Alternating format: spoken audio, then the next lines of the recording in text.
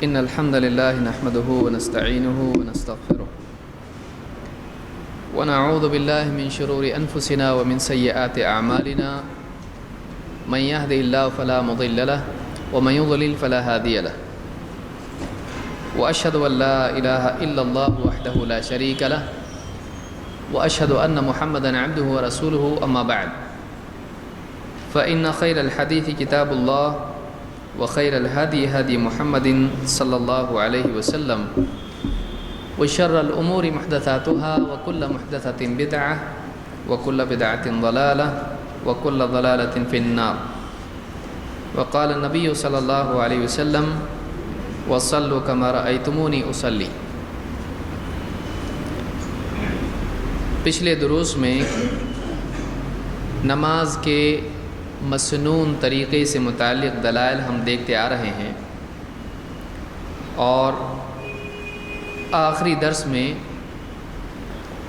امام کے پیچھے نماز میں قرأت کرنے کے مسئلے کو ہم دیکھ رہے تھے، اس کی دلیلیں دیکھ رہے تھے.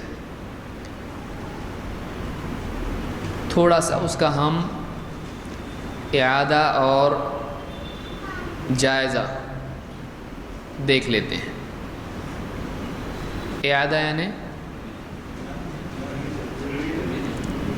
واپس سے کسی چیز کو دہرانا، اعادہ سے ہی اسی پر سے ہے معید،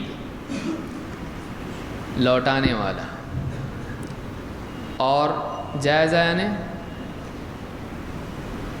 شادی میں جو جہیز ملتا وہ جائزہ.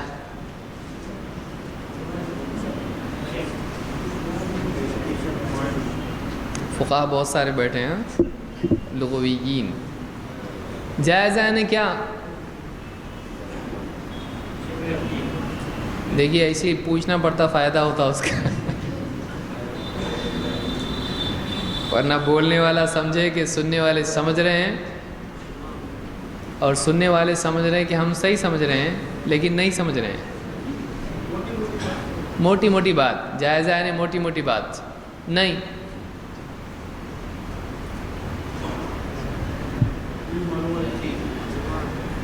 ہاں، تحقیق، کسی چیز کو غور سے دیکھنا، سمجھنا اور اس کی حقیقت کا پورا معائنہ کرنا، اس کے بارے میں تفصیل سے اس کا حساب کتاب لینا، اس کو سمجھنا، اس کے اندر کمی کوتاہی سب دیکھنا، اس کو کیا کہتے ہیں؟ جائزہ. جائزہ. تو آج ہم یہ کریں گے. تو امام کے پیچھے قرأت کی دلیل ہے تو پڑھتے ہوں گے تو ہوگی نا دلیل. کیا دلیل ہے؟ کون بتائے گا؟ کھڑے ہو کر پوری دلیل کون بتائے گا؟ کھڑے ہوئے تو پاؤں کانپتے ہیں. بعض لوگ سوچتے ہوں گے سب پسند آتا ہو، یہ ایک پسند نہیں آتا. بس کون بتائے گا؟ امام کے پیچھے قرأت کرنے کی کیا دلیل ہے؟ میں نے کیا کہا؟ کھڑے ہو کر. کون بتائے گا؟ تھوڑا سا ہم کو اس کی بھی عادت ہونا چاہیے. جلدی. ہاں، کس کو نہیں آتا جلدی کھڑے ہو جاؤ. کون بتائے گا؟ وعلیکم السلام. سلام چلیے، اچھی بات. آپ صلی اللہ علیہ وسلم نماز پڑھا تھا تو آپ پر ایک بار نماز آگے ہوئی تھی، تو آپ نے فرمایا کہ آپ میرے پیچھے کچھ پڑھتے ہو. تو اللہ صحابی نے فرمایا کہ ہم آپ کے پیچھے جلدی جلدی کچھ پڑھتے ہیں. تو اللہ رسول نے فرمایا کہ سوائے سورہ فاتحہ کے کچھ نہ پڑھتے. تو اس سے کیا ثابت ہوا؟ تو سورہ فاتحہ مطلب قرأت ایک طرح سے پڑھ سکتے ہیں. سورہ فاتحہ قرأت ہے تو پڑھنا چاہیے. کس نے پڑھنا چاہیے؟ امام نے یا مقتدی نے؟ دونوں کی دلیل کہاں ہے اس میں؟ آپ صلی اللہ علیہ وسلم نے فرمایا کہ سورہ فاتحہ کے سوائے سورہ فاتحہ کے کچھ مت پڑھو. تو آپ صلی اللہ علیہ وسلم نے مقتدی کو قرأت سے اس میں منع کیا ہے. منع کیا ہے دوسری صورتوں سے منع کیا ہے. اور حکم کس کا دیا ہے؟ ٹھیک، صحیح، بالکل صحیح. یہ حدیث کہاں ہے؟ لیکن یہ حدیث کہاں ہے؟ سنن ابی داؤد، یا اسی طرح سے دوسری کتابوں میں بھی ہے، لیکن ایک کتاب کا کم سے کم نام ان کو معلوم ہو. دارقطنی میں بھی یہ روایت موجود ہے جس میں ابن اسحاق نے سماع کی یا تحدیث کی صراحت کی ہے. ابن اسحاق مدلس ہیں، مدلس کی مدلس روایت مقبول نہیں ہوتی ہے الا یہ کہ وہ صراحت کر دے سماع کی یا تحدیث کی، اور یہ صراحت ہے دارقطنی کی روایت میں، لہذا یہ روایت سند کے اعتبار سے صحیح ہے. بہرحال اس بارے میں اور ایک روایت ہم نے دیکھی تھی جس میں خلفائے راشدین کی طرف سے بھی اس قسم کا کوئی فتویٰ ہے. وہ کون سی روایت ہے؟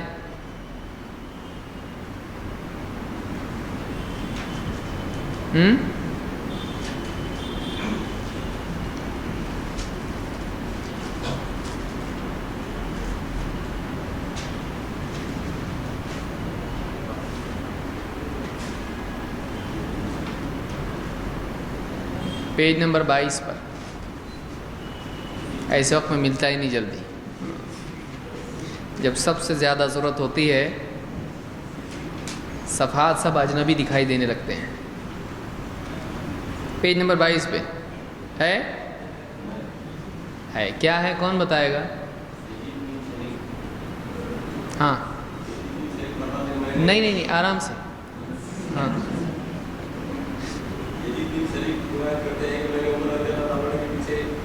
پڑھ کے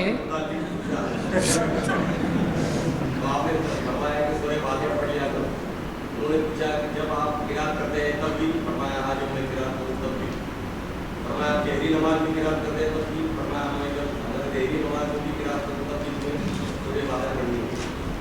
تو اس سے کیا ثابت ہوا نہیں ابھی اپنا باقی ہے. ہاں کام باقی ہے. اس سے کیا ثابت ہوا؟ آرام سے. ہاں حدیث والے کیا ثابت ہوا اس سے؟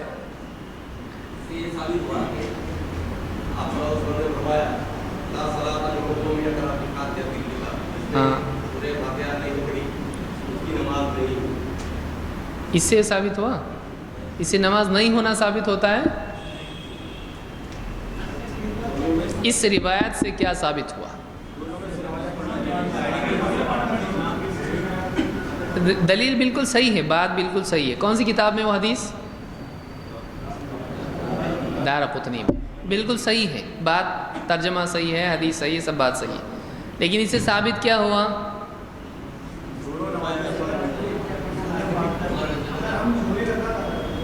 زہری نہیں، زہری وہ امام کا نام ہے، امام زہری بخاری کے راوی ہو. جہری، سری جہری.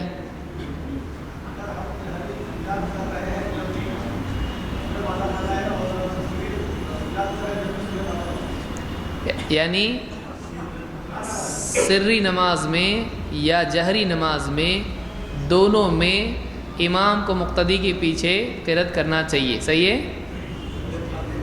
سب صحیح بول رہے ہیں، سنتے کہ نہیں آپ لوگ دھیان سے؟ امام کو مقتدی کے پیچھے پڑھنا چاہیے. ہاں بول رہے سب. ہم لوگ پروگرام رہتے ہیں، ہم کو لگتا ہے ابھی یہی تو بولنے والے ہیں جو ہم سمجھ رہے ہیں. کبھی بھی نہیں کرنا ہے اسے. دستخط مانگیں گے تو برابر دیکھتے کیا ہے ذرا بتاؤ، پڑھ کے سناؤ. جہری اور سری دونوں نمازوں میں مقتدی کو امام کے پیچھے قرات کرنا چاہیے. صحیح ہے؟ ہاں، قرات نہیں کرنا چاہیے، قرات کرنا چاہیے، لیکن کون سی؟ سورہ فاتحہ کی. اور جہری اور سری دونوں نمازوں میں امام کے پیچھے مقتدی کو سورہ فاتحہ کے علاوہ نہیں پڑھنا چاہیے. صحیح ہے؟ صحیح ہے نا؟ ہاں یہی حال ہے ہمارا. صحیح ہے؟ تو پھر صحیح کیا ہے؟ کچھ لوگ بول رہے ہیں اللہ رحم کرے، کیا ہے یہ؟ ہاں کیونکہ ضروری نہیں ایک مسئلہ ایسا ہے تو دوسرا ویسا ہوگا. جہری اور سری نمازوں میں سے جہری میں امام کے پیچھے سورہ فاتحہ ہی پڑھنا چاہیے، کیونکہ فجر میں آپ نے باقی پڑھنے سے منع کیا. ہو گیا کس کا؟ چلو ایک تو مسئلہ حل ہوا. دوسرا بچا کون سا؟ آپ سری. تو اس میں پڑھنا چاہیے، دونوں پڑھنا چاہیے، یعنی دونوں کا مطلب سورہ فاتحہ اور قرآن میں سے کہیں سے اور. اس کی دلیل ٹھہرو ذرا ڈھونڈتے ہم. ہاں تو گھر پہ آپ اس کو پڑھ رہے ہیں کہ پڑھا رہے ہیں؟ کیا دلیل ہے؟ کون بتائے گا؟ پیج نمبر 25 دلیل ہے اس کی. دیکھیے بھائی پیج نمبر 25 پہ کیا ہے، کون بتائے گا؟ بولنے آنا چاہیے، سننے تو بچپن سے آ رہا ہے. ہاں کون بتائے گا؟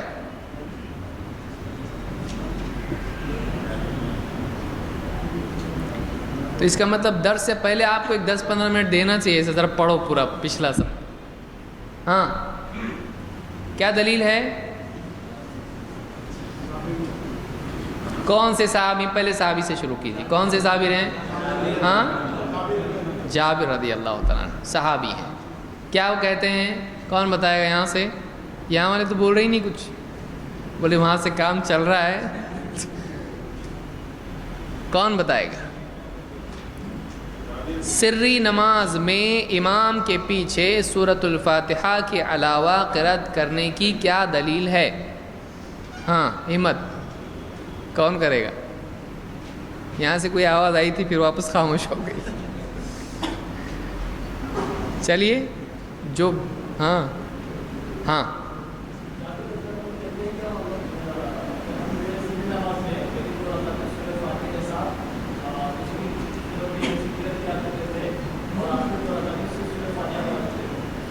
ہم ظہر اور عصر میں امام کے پیچھے کیا کرتے تھے؟ پہلی 2 رکعتوں میں سورہ فاتحہ اور ایک سورہ پڑھتے تھے، اور بعد کی 2 رکعتوں میں صرف.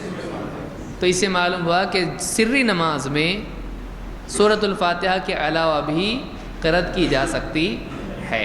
ٹھیک ہے، اس کو پڑھ لیا کریں، بہت ضروری ہے. یہ آپ سنیں گے لیکن یاد نہیں رہے گا تو پھر فائدہ کیا ہوگا؟ یاد ہونا چاہیے، آپ کو اپنے الفاظ میں ہی صحیح یاد ہونا چاہیے. ٹھیک ہے. کیا سورۃ الفاتحہ کے علاوہ قرأت لازم ہے؟ نہیں ہے؟ ہے نا کہ نہیں؟ امام کے لیے لازم ہے؟ لازم نہیں ہے، لیکن بہتر ہے کہ پڑھے. سنت ہے کہ پڑھے، سنت ہے، اس نے پڑھنا چاہیے. تو سورۃ الفاتحہ کے علاوہ کچھ اور سورت پڑھنا لازم نہیں ہے. اس کے لیے دلیلیں وغیرہ ہیں، تو اب ہم آگے بڑھیں گے، بہت پیچھے تک نہیں جائیں گے. اس کو آپ اگلی مرتبہ اچھے سے پڑھ کے آئیں گے، اور پھر سے کسی دن ہم پچھلا پورا جائزہ لیں گے، تاکہ ایسا نہیں ہو کہ اگلا تو آ رہا ہے لیکن پچھلا جا رہا ہے. ہاں اب ہم آج آگے سے شروع کریں گے. مسئلہ نمبر 33 ہو گیا ہمارا، پیج نمبر 28 نہیں ہوا ہے، 30 ہوا ہے. ٹھیک ہے، چلیے آگے بڑھتے ہیں. ظہر اور عصر میں صرف پہلی 2 رکعتوں میں سورۃ الفاتحہ کے بعد سورت جوڑنا. ابو قتادہ رضی اللہ عنہ فرماتے ہیں ان النبی صلی اللہ علیہ وسلم کان یقرأ فی الرکعتین الاولیین. اللہ کے نبی صلی اللہ علیہ وسلم پڑھا کرتے تھے پہلی 2 رکعتوں میں. الرکعتین الاولیین، اولین پہلی دو من الظہر والعصر، ظہر کی نماز میں اور عصر کی نماز میں.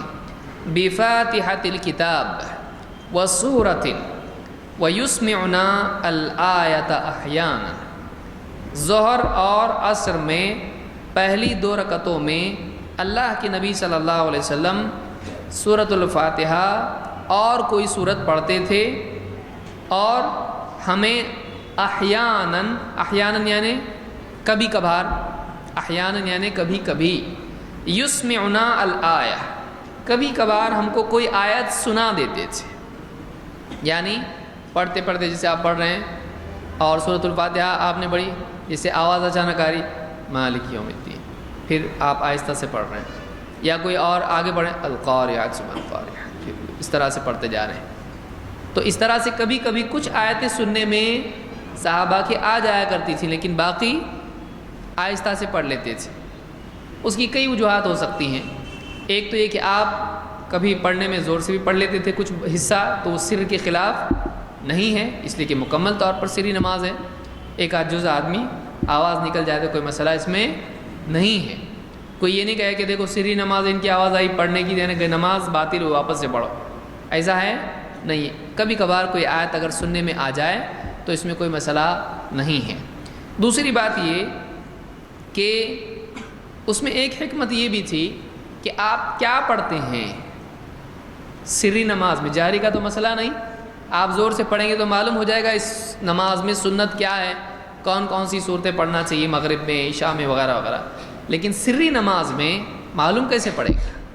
تو آپ نماز ہی میں پڑھتے پڑھتے کچھ آیتیں جہرن ایسی آواز آ جاتی تھی کہ اچھا یہ آیت پڑھ رہے ہیں، یہ صورت پڑھ رہے ہیں، تو اس سے نبی صلی اللہ علیہ وسلم کا سری نمازوں میں کون سی صورت پڑھ رہے ہیں یہ عمل بھی معلوم ہو جایا کرتا تھا۔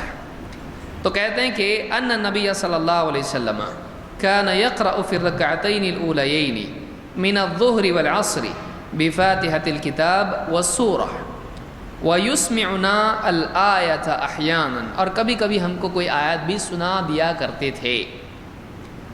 وَيَقْرَأُ فِي الرَّكَعَتَيْنِ الْأُخْرَيَيْنِ، اور بعد کی 2 رکعتوں میں آپ کیا پڑھتے تھے؟ بِفَاتِحَةِ الْكِتَابِ، یعنی سورہ فاتحہ۔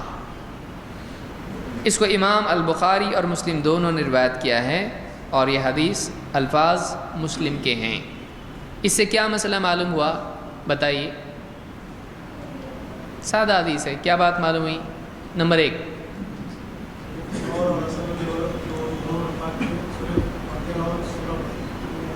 ظہر اور عصر میں 2 رکعتوں میں کیا پڑھنا چاہیے؟ سورہ فاتحہ اور سورہ، کوئی بھی 2 رکعتوں میں، پہلی 2 رکعتوں میں، ظہر اور عصر میں پہلی 2 رکعتوں میں سورہ فاتحہ اور سورہ پڑھنا چاہیے۔ امام نے یا مقتدی نے؟ دونوں نے۔ اس حدیث میں کس کے لیے دلیل ہے اور اس حدیث میں کس کے لیے دلیل تھی؟ وہ کس کی روایت تھی؟ جابر بن عبداللہ۔ تو اس میں اللہ کے نبی صلی اللہ علیہ وسلم کا عمل یعنی امام کا عمل ہم کو مل رہا ہے کہ امام سری نماز میں ظہر اور عصر میں پہلی 2 میں سورہ فاتحہ سورہ اور بعد کی 2 میں صرف سورہ فاتحہ۔ اور کچھ معلوم ہو رہا ہے اس میں؟ اگر سری نماز میں کچھ ایک آدھ آیت اگر جہرن آواز آ جائے مقتدیوں کو امام کی تو اس سے نماز میں کوئی خلل پیدا ہوتا ہے؟ نہیں، بلکہ یہ کیا ہے؟ امام کے لیے مستحب ہے، امام کے لیے کیا ہے؟ یہ بہتر ہے، اس لیے کہ اس میں فائدہ ہے، مقتدیوں کا فائدہ اور نبی کریم صلی اللہ علیہ وسلم کی سنت پر عمل ہے، لیکن اتنے زور سے نہیں جیسے جہری میں قرأت کرتا ہے، ویسے نہیں کہ پڑھ کے پوری سنا رہا الحمدللہ رب العالمین اور پھر باقی چپ چاپ پڑھ رہا ہے، ویسا نہیں، جسے پڑھتے پڑھتے آدمی پڑھ رہا ہے الحمدللہ رب العالمین اس طرح سے، الرحمن الرحیم ایاک نعبد، ایسا تھوڑا بہت کہیں آواز آ جائے اس کو، بس اتنا، یہ نہیں کہ مستقل قرأت آدمی کرے پوری ایک دم جیسے عشاء میں کرتا ہے، ایسا نہیں۔ سمجھ میں آئی بات؟ تو یہ بھی نبی کریم صلی اللہ علیہ وسلم کی سنت ہے۔ اس سے اور ایک مسئلہ کیا معلوم پڑا؟ دیکھیں کون بتاتا ہے؟ ہاں، ظہر اور عصر کی، بہت اچھی چیز۔ دیکھیے ظہر اور عصر کی نماز کتنی رکعت ہے؟ 4 رکعت ہے۔ اس سے ثابت ہوا کہ ظہر اور عصر کی نماز کتنی رکعت ہے؟ 4 رکعت۔ کوئی پوچھے آپ کو، بہت حدیث کرتے آپ بتاؤ ظہر کی 4 رکعت ہے، کتنی رکعت ہے؟ کہاں دلیل؟ تو آپ یہ حدیث کو بتائیں گے کہ ایسے اور بھی روایات ہیں، لیکن ہم دیکھ رہے ہیں کہ اس میں کتنا نکلتا ہے، کیا کیا چیز سامنے آتی ہے۔ تو اس سے معلوم ہوا کہ ظہر اور عصر کی نماز 4 رکعت ہیں، اور چاروں میں قرأت ہوتی قرأت، اور باقی 2 میں قرأت نہیں ہوگی۔ قرأت کہتے کس کو ہیں؟ قرأت کا مطلب کیا ہے؟ پڑھنا، اور جب قرأت نماز کے سلسلے میں کہا جائے گا تو کیا پڑھنا ہوگا؟ قرآن پڑھنا۔ تو کیا سورہ فاتحہ قرآن ہے؟ ہاں ہے نا۔ اور سورہ فاتحہ کے علاوہ وہ بھی قرآن ہے، یہ بھی قرآن ہے، تو قرأت ہوگی کہ نہیں؟ چاروں میں ہوگی۔ تو یہ ایک حدیث ہمارے سامنے آئی کہ ظہر اور عصر میں صرف پہلی 2 رکعتوں میں سورہ فاتحہ کے بعد سورت جوڑنا ہے، باقی 2 کو چھوڑے رکھنا ہے۔ لیکن آئیے اور آگے بھی بڑھتے ہیں ہم، اور ایک اس میں حصہ دیکھتے ہیں کہ کیا سورہ فاتحہ کے علاوہ بعد کی 2 رکعتوں میں جوڑ سکتے ہیں یا نہیں۔ ابو سعید خدری رضی اللہ عنہ فرماتے ہیں ان النبی صلی اللہ علیہ وسلم کان یقرأ، اللہ کے نبی صلی اللہ علیہ وسلم پڑھتے تھے، قرأت کرتے تھے۔ کون سی نماز میں؟ فی صلاۃ الظہر، ظہر کی نماز میں، پھر رکعتین الاولیین، پہلی 2 رکعتوں میں، فی کل رکعت قدر 30 آیہ، 30 آیتوں کے بقدر پہلی 2 رکعتوں میں سے ہر رکعت میں قرأت کرتے تھے۔ 30 تو پہلی 2 رکعتیں ہیں، ان 2 رکعتوں میں سے ہر رکعت میں کتنی قرأت ہوتی تھی؟ 30 آیتوں کے بقدر۔ وفی الاخریین قدر 15 آیہ، اور بعد کی 2 رکعتوں میں 15 کے قریب آیتیں پڑھتے تھے۔ سورہ فاتحہ میں کتنی آیتیں ہیں؟ 7۔ تو مطلب اس سے مراد کوئی نہیں، تو سورہ فاتحہ ہوگی، ہے صحیح نہیں، رہا ہے 30 کے بقدر اور 15 کے بقدر آیتیں۔ پہلی 2 رکعتوں میں کتنی؟ 30، ہر رکعت میں 30 آیتوں کے اتنا پڑھتے تھے۔ بعد کی 2 رکعتوں میں 15 ہر رکعت میں۔ تو کیا سری نماز میں بعد کی 2 رکعتوں میں سورہ فاتحہ کے علاوہ قرأت کر سکتے ہیں؟ کر سکتے ہیں۔ یہ اس کے لیے دلیل ہے کہ اگر کوئی آدمی سری نماز میں بعد کی 2 رکعتوں میں قرأت کر لے تو اس میں کوئی حرج نہیں، بلکہ اللہ کے نبی صلی اللہ علیہ وسلم سے یہ ثابت ہے۔ کیا جہری نماز میں کر سکتے ہیں؟ نہیں کر سکتے ہیں، ٹھیک ہے، دیکھیں گے آگے۔ تو یہ جو حدیث میں نے ذکر کی ہے، اس کو امام مسلم نے اپنی صحیح میں روایت کیا ہے۔ آگے آئیے، اس میں کچھ مل رہا ہے آپ کو؟ بتائیے۔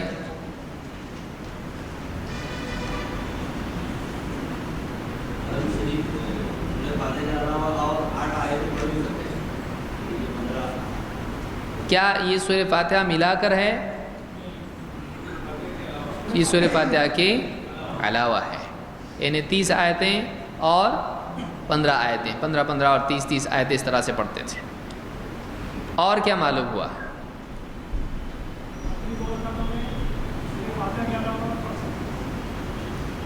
بعد کی 2 رکعتوں میں سری نماز میں سورہ فاتحہ کے علاوہ بھی پڑھ سکتے ہیں۔ اور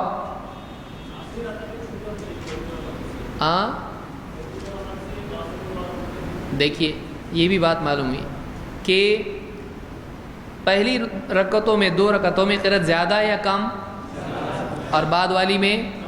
تو پہلی 2 رکعتیں جو ہیں وہ زیادہ بڑی ہونا چاہیے، اور بعد کی 2 کیا ہونا چاہیے؟ چھوٹی ہونا چاہیے۔ یہ بھی اس سے معلوم ہوا کہ زیادہ قرأت شروع میں ہو اور کم قرأت بعد میں ہو، یہ بھی سنت ہے۔ اور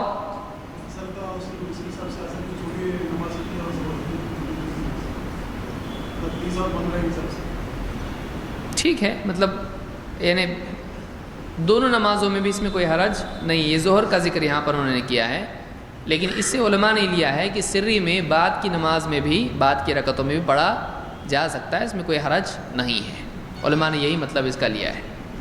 اور کیا ملا اس سے؟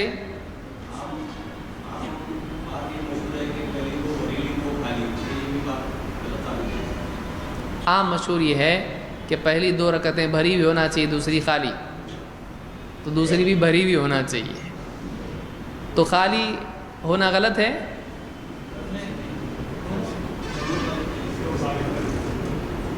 خالی ہونا غلط ہے کیا؟ نہیں، کیوں؟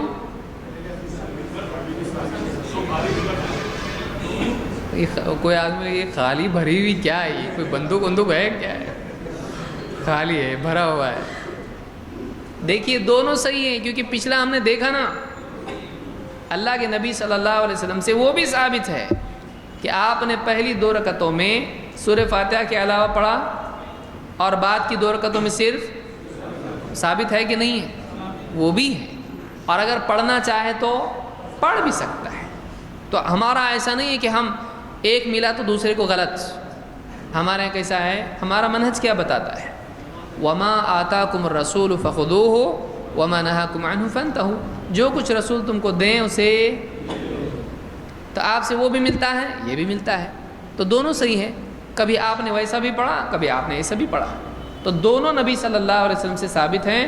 بعد کی 2 رکعتوں کو خالی بھی رکھا جا سکتا ہے، خالی سے مطلب سورہ فاتحہ کے علاوہ کچھ نہیں، اور بعد کی 2 رکعتوں کو سورہ فاتحہ کے علاوہ بھی آدمی کچھ پڑھنا چاہے تو پڑھ سکتا ہے، پڑھ سکتا ہے۔ ہاں، کوئی کچھ بول رہا ہے؟ نہیں۔ اور کچھ معلوم ہے اس میں امام کے تعلق سے بات ہو رہی ہے، تو یہ امام کے بارے میں ہے، یعنی امام پڑھ سکتا ہے سورہ فاتحہ کے علاوہ بھی بعد کی 2 رکعتوں میں، ٹھیک ہے۔ یہ مسلم کی حدیث ہے، اور اس میں ایک کچھ اور بچا، عصر کی بات نہیں ہے، اس میں ظہر کی بات ہے، لیکن عام علماء نے اس سے یہ لیا ہے کہ سری نماز، کہ سری نماز میں جب ظہر میں پڑھ سکتے ہیں تو عصر میں بھی کیا جا سکتا ہے، انہوں نے اس سے اصول یا مسئلہ اخذ کیا ہے۔ ہاں مطلب دلیلیں اس کی ہیں، کوئی اس میں مطلب اس کو خاص کرنا ظہر کے ہی لیے ایسا کچھ نہیں کر سکتے ہیں۔ جی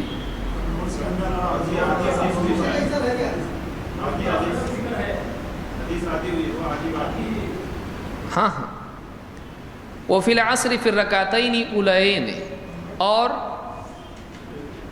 کہاں تک پہنچے ہم لوگ؟ ہاں، او قال نصف ذلك، یا کہتے ہیں کہ یا وفی الاخرین قدر 15 آیہ، کہ بعد کی 2 رکعتوں میں 15 آیتوں کے بقدر آپ پڑھتے تھے، او قال نصف ذلك، یا کہا کہ اس کا آدھا پڑھتے تھے۔ کس کا آدھا؟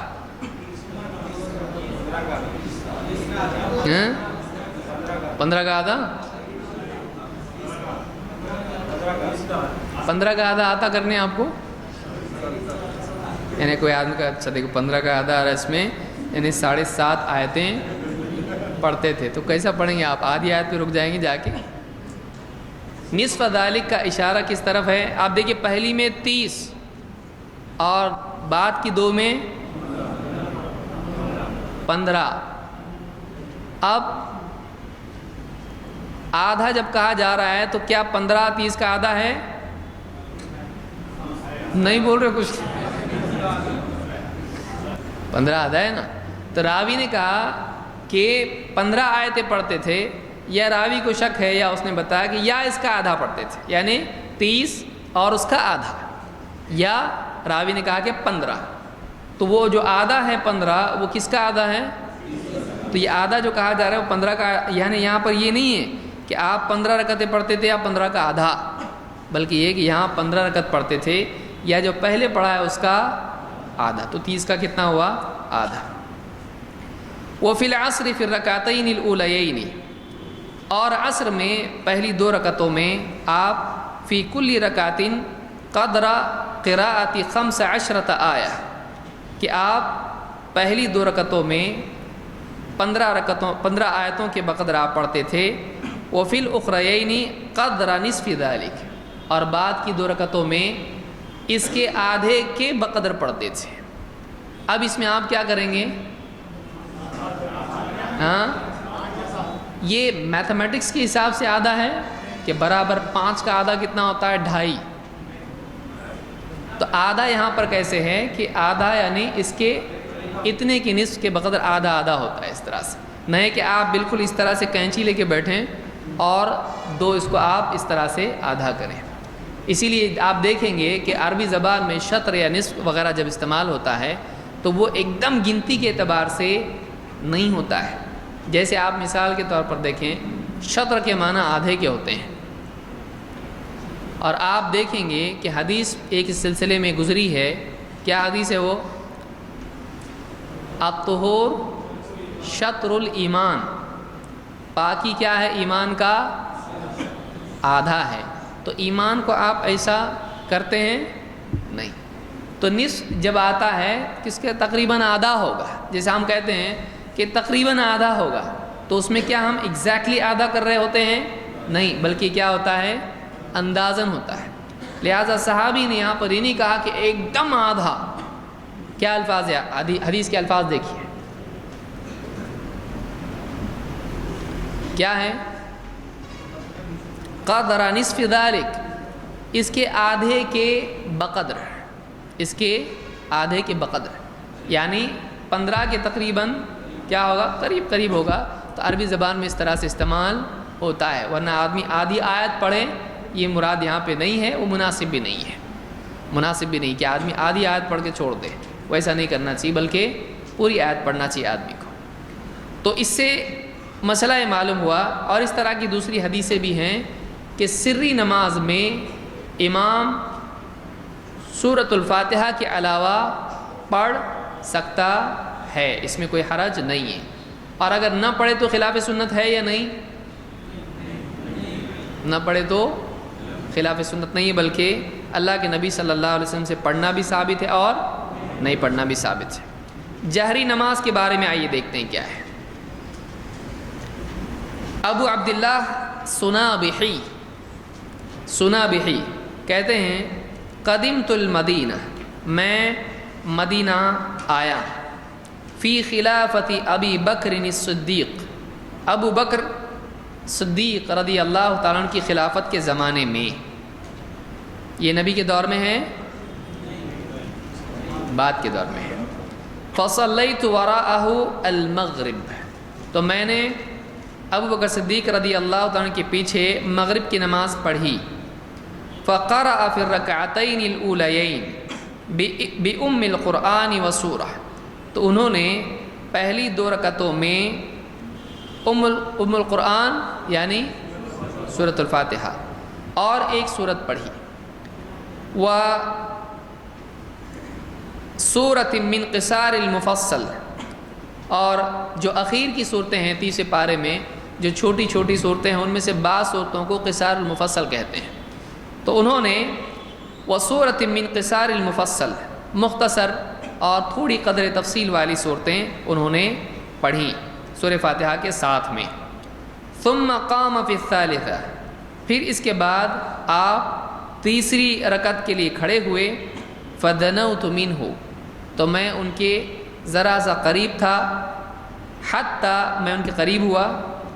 حتی ان ثیابی لتکاد ان تمس ثیابہ, یہاں تک کہ حال یہ ہوا کہ میرا کپڑا گویا کہ ان کے کپڑوں سے چھو رہا تھا, ان کو چھو رہا تھا. حتی ان ثیابی لتکاد ان تمس ثیابہ فسمعته قرأ بأم القرآن وبهذه الآية ربنا لا تزغ قلوبنا بعد إذ هديتنا وهب لنا من لدنك رحمة إنك أنت الوهاب. یہ سورہ آل عمران کی آیت ہے. تو میں نے سنا کہ وہ سورۃ الفاتحہ پڑھ رہے تھے اور اسی کے ساتھ میں انہوں نے یہ آیت بھی پڑھی, ربنا لا تزغ قلوبنا بعد اذ ہدیتنا وہب لنا من لدنک رحمہ انک انت الوہاب. یہ کہاں کی آیت ہے؟ سورہ اس روایت کو امام مالک نے اپنی کتاب الموطا میں روایت کیا ہے۔ اس سے کیا کیا معلوم ہوا؟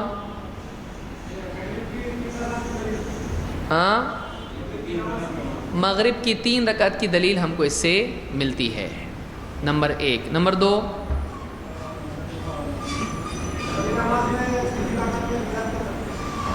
مغرب کی نماز میں 3 رکعتوں میں یا تیسری رکعت میں سورہ فاتحہ کے علاوہ قرأت کر سکتے ہیں، جہرن یا سرن؟ اس میں کیا ہے؟ ہاں، ان کو معلوم کیسے پڑھا؟ دور سے سننے آیا ان کو؟ نہیں، وہ قریب تھے۔ دیکھیں پڑھتے کیا، تو سورہ فاتحہ تو آہستہ ہی پڑھنا ہے، اس کے بعد جو انہوں نے پڑھا وہ بھی کیا تھا؟ وہ قرآن کی آیت ہے یا دعا ہے؟ دعا بھی ہے اور آیت بھی ہے، تو انہوں نے اس کو پڑھا اور وہ قرأت ہے سورہ فاتحہ کے بعد انہوں نے یہ دعا یا یہ آیت پڑھی، جو دعا بھی ہے اور آیت بھی ہے۔ اور کچھ؟ سورہ فاتحہ کو ام القرآن بھی کہا جاتا ہے۔ تو اس سے یہ بات معلوم ہوئی کہ امام سورۃ الفاتحہ کے علاوہ اگر جہری نماز میں تیسری رکعت میں کچھ پڑھ لیتا ہے تو اس میں کوئی حرج نہیں ہے۔ بعض علماء نے کہا ہے، حنفی علماء نے، کہ نہیں پڑھ سکتا ہے، ہاں وہ دعا کر سکتا ہے، تو انہوں نے دعا کے طور پر پڑھا ہے۔ تو ہم کہتے ہیں اس کی کوئی دلیل نہیں ہے کہ دعا کہا جائے اس کو، کیونکہ وہ دعا کون سی ہے؟ قرآنی دعا ہے، تو قرآن کا پڑھنا ویسے بھی ثابت ہوا، چاہے وہ دعا ہو یا نہیں ہو۔ سورہ فاتحہ کیا ہے؟ دعا نہیں ہے، تو بھی پھر اس کو آپ دعا بولیں گے کہ قرآن پڑھنا بولیں گے؟ اس کو آپ قرأت بول رہے ہیں، اور اس دعا کو کیا بول رہے ہیں؟ یہ دعا ہے۔ سمجھ میں آ رہی بات؟ وہ بھی تو دعا ہے، تو آپ اس کو قرأت کہہ رہے ہیں، ہاں نہیں قرأت کرنا چاہیے سورہ فاتحہ کی، اور یہ دعا ہے تو اس کو کہہ رہے ہیں نہیں یہ قرأت نہیں، یہ دعا ہے۔ تو آپ اس طرح کی تفریق کرنے کی کوئی دلیل ہے؟ اسی لیے علماء نے کہا کہ وہ بھی قرأت ہے، یہ بھی قرأت ہے، وہ بھی دعا ہے، یہ بھی دعا ہے، تو ایسی قرأت کر سکتے ہیں، اس میں کوئی مسئلہ نہیں ہے۔ لیکن یہ جہرن ہونا چاہیے کہ سرن؟ تیسری چوتھی رکعت میں جہرن نہیں پڑھا جاتا ہے، تیسری چوتھی رکعت میں۔ ہاں، اس سے یہ بھی معلوم ہوا، دیکھیے اس سے یہ بھی معلوم ہوا کہ کسی رکعت میں اگر ایک آدمی ایک آیت بھی پڑھ لیتا ہے تو اس میں کوئی مسئلہ نہیں ہے۔ کن کو مسئلہ ہے اس سے؟ ایک نام آپ کو معلوم ہے، چلو کچھ چھوڑ دیں گے، تیر جا کے لگے گا سیدھا، حنفی۔ واقعی ان کے یہاں پر 3 سے کم آیتیں نہیں پڑھ سکتے ہیں، 3 سے کم آیتیں ان کے ہاں نہیں پڑھ سکتے ہیں۔ کم سے کم کتنی آیتیں پڑھنا چاہیے؟ تو اس روایت سے کیا معلوم ہوتا ہے کہ ابھی نہیں ماننے کی وجہ بھی یہی ہے، یہ ماننے سے کیا ہو جائے گا مسئلہ اپنا 3 والا چھٹی۔ تو یہ 3 آیتوں سے کم اگر کوئی آدمی پڑھتا ہے تو چلتا ہے، کس کا عمل ہے؟ تو آپ کو اگر کوئی کہے آپ لوگ خلفائے راشدین کی نہیں مانتے، تو آپ 2 خلفائے راشدین کون کون ہیں؟ ابن عمر، کہاں سے لائے؟ عبداللہ ابن عمر نا؟ نہیں، عمر بن خطاب اور ابو بکر صدیق، دونوں کا 2 عمل آپ نے بتانا ہم کو، کون کون سا؟ ابو بکر صدیق کا کون سا؟ 2 مسئلے آپ اس میں بتائیں گے، کون کون سے؟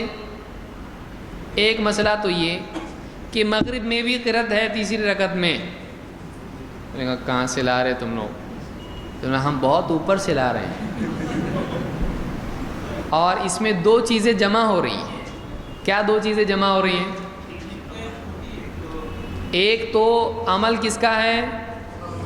خلیفہ راشد، سب سے پہلے خلیفہ، اور دوسرا روایت کس کی ہے؟ امام مالک، وہ امام یہ خلیفہ، تم دونوں نہیں مانتے ہم کو بولتے، آپ دیکھیں گے تم کتنا مانتے ہیں۔ اور تیسرا ایک بونس پوائنٹ اس میں کیا ہے؟ وہ امام کدھر کے ہیں؟ تو ہرے بھرے بھی خوش، وہ امام کدھر کے ہیں؟ مدینہ کے. تو 3 باتیں اس میں جمع ہوئی. عمل کس کا؟ خلیفہ راشد. روایت کون سی کتاب کی؟ کس کی؟ ایک امام ہے اتنے بڑے، 4 امام میں سے ایک امام، اور تیسرا وہ امام ہے کدھر کے؟ مدینہ کے. تو اس میں کیا روایت میں مل رہا ہے؟ تیسری رکعت میں، اب 2 مسئلے اس میں، تیسری رکعت میں بھی کیا ہے؟ قرأت ہے. تیسری رکعت میں بھی قرأت ہے. آپ مانتے اس کو؟ تو آدمی سوچے گا کیسا ماننا ہے اس کو. اور دوسرا مسئلہ اس میں کیا ہے؟ ایک آیت بھی چلتی ہے، ایک آیت بھی چلتی ہے. تو آپ بتاؤ آپ کا کیا کہنا ہے؟ باقی سارے مسئلے تو چھوڑ گئے، پہلے اس کا بتاؤ. بولیں ہم نے کبھی سنے نہیں ہے، تو بولنا یہ اور ایک غلطی ہے. آپ نے اگر اس کو نہیں سنا ہے تو یہ ایک اور غلطی ہے، اس سے آپ معذور ثابت ہوتے. تو اگر وہ بولے ہم نے کبھی سنے نہیں، جھوٹ بولتے آپ. کیسا؟ بولے ابھی سنے نا. اگر کوئی آدمی بولے ہم نے اس کو کبھی سنا ہی نہیں، تو آپ نے کیا بات کر رہے ہیں؟ ابھی میں کیا پڑھا آپ کے سامنے؟ سنے نہیں آپ نے؟ تو نہیں، اس سے پہلے نہیں، تو کبھی تو سنے نا. تو جب سنے تب سمعنا ہوا. کتنے بار سنے تو عمل کریں گے آپ؟ 50 بار بولنا آپ کو. ایک بار بول کے عمل کرنا، یہ کیا ہے؟ شرافت والا طریقہ ہے. کئی بار بولنے لگانا صحیح نہیں ہے. نبی کے بعد اللہ نے کیا بتایا؟ انما كان قول المؤمنین اذا دعوا الى الله ورسوله ليحكم بينهم ان يقولوا سمعنا واطعنا. تو ایمان والوں کو جب کہا جاتا ہے کہ آؤ اللہ کی طرف، رسول کی طرف، جب رسول کی طرف بلایا جاتا ہے کہ فیصلہ کیا جائے، تو پھر کیا کہتے ہیں؟ ہم نے سنا اور مانا. کتنے بار بلانا پڑتا ان کو؟ بار بار مت بلانے لگاؤ، ایک بار بس. تو یہ خلیفہ راشد کا عمل ہے، آپ نے ماننا چاہیے اس کو. آپ دیکھیے پھر اس کے بعد فقہاء، علماء، بڑے یوں تو سب آ جائے گا. ارے تو آپ تو بول رہے تھے خلفاء راشدین کی نہیں مانتے، آپ کتنا مانتے اب دکھائی دے رہا ہے. تو آپ ان کے سامنے پیش کریں گے. نمبر 2 دوسرے خلیفہ عمر ابن خطاب. کون سا مسئلہ؟ امام کے پیچھے سری میں پڑھوں، جہری میں پڑھوں، آپ ہو تو پڑھو، نہیں ہو تو پڑھو، آپ پڑھ. قرآن میں تو اللہ نے کہا کہ جب قرآن پڑھا جائے تو اس کو چپ چاپ سنو. بولے یہ ان کو نہیں معلوم تھا؟ ان سے زیادہ ہوشیار ہیں، خلفاء راشدین سے زیادہ سمجھدار ہیں. حضرت عمر کے بارے میں بولتے ہیں نا، تراویح میں وہ یاد آتے بہت جلدی. تو سال میں ایک بار جو ہے اس میں یاد آ رہی ہے، سال بھر کا ہے نا اس میں نہیں یاد آ رہے ہیں، اس کے لیے نہیں. دیکھیے اصول ہے. اب ہمارا اصول کیا ہے؟ قرآن و سنت کے مقابلے میں کسی کی بات نہیں، احترام سب کا، بات اللہ اس کے رسول کی. ہاں اگر نہیں ٹکرائے تو صحابہ بھی، لیکن صحابہ کی بات ٹکرائے تو، کسی صحابی کی بات ٹکرائے تو قرآن و سنت. اب یہاں ٹکرا رہی نا، اب ان کے لیے بھی کیا ہو رہا؟ اب امام سے ٹکرا رہی ہے، تو آپ کیا کریں گے؟ بولے نہیں یہ دعا کے طور پر پڑھا تھا. ٹھیک ہے تو دعا کے طور پر پڑھے گا. بولے ایسا کیسا آپ نے نہیں پڑھتے ایسا؟ کیوں نہیں؟ پڑھ یہ پڑھے گا نہیں پڑھے گا؟ کون پڑھتا ہے؟ کیوں یہ خلیفہ راشد نہیں ہے؟ روایت ایک دم صحیح ہے. اگر ضعیف بولتا ہے امام مالک کی روایت ضعیف ہے، آپ دوسری طرف سے گلا پکڑو اس کا. آپ بولتے نا مدینہ کے ہیں، اتنے قریب تھے، یہ تھے، سب تھے، تو قریب تھے کہ نہیں تھے وہ؟ پھر ان کی روایت ضعیف، پھر آپ کا یہ بولنا کہ حدیث ضعیف نہیں ہوتی، راوی ضعیف ہوتا ہے. کہاں گئے آپ سب؟ امام مالک ہے نا یہ. کیوں؟ تو ابو بکر صدیق رضی اللہ تعالیٰ کے عمل سے ثابت ہوا کہ تیسری رکعت میں پڑھ سکتے ہیں، قرأت کر سکتے ہیں، تیسری رکعت میں پڑھ سکتے ہیں. اب اس میں آپ نے غور کیا یا نہیں کیا؟ دیکھیے ہاں، قصار مفصل 30ویں پارے کی کچھ صورتوں کو بولتے ہیں. قصار مفصل کچھ صورتیں ہیں 30ویں پارے کی، علماء نے بتایا کہ یہاں سے یہاں تک ہیں، الہاکم التکاثر یا کچھ صورت سے آگے تک ہے. اس میں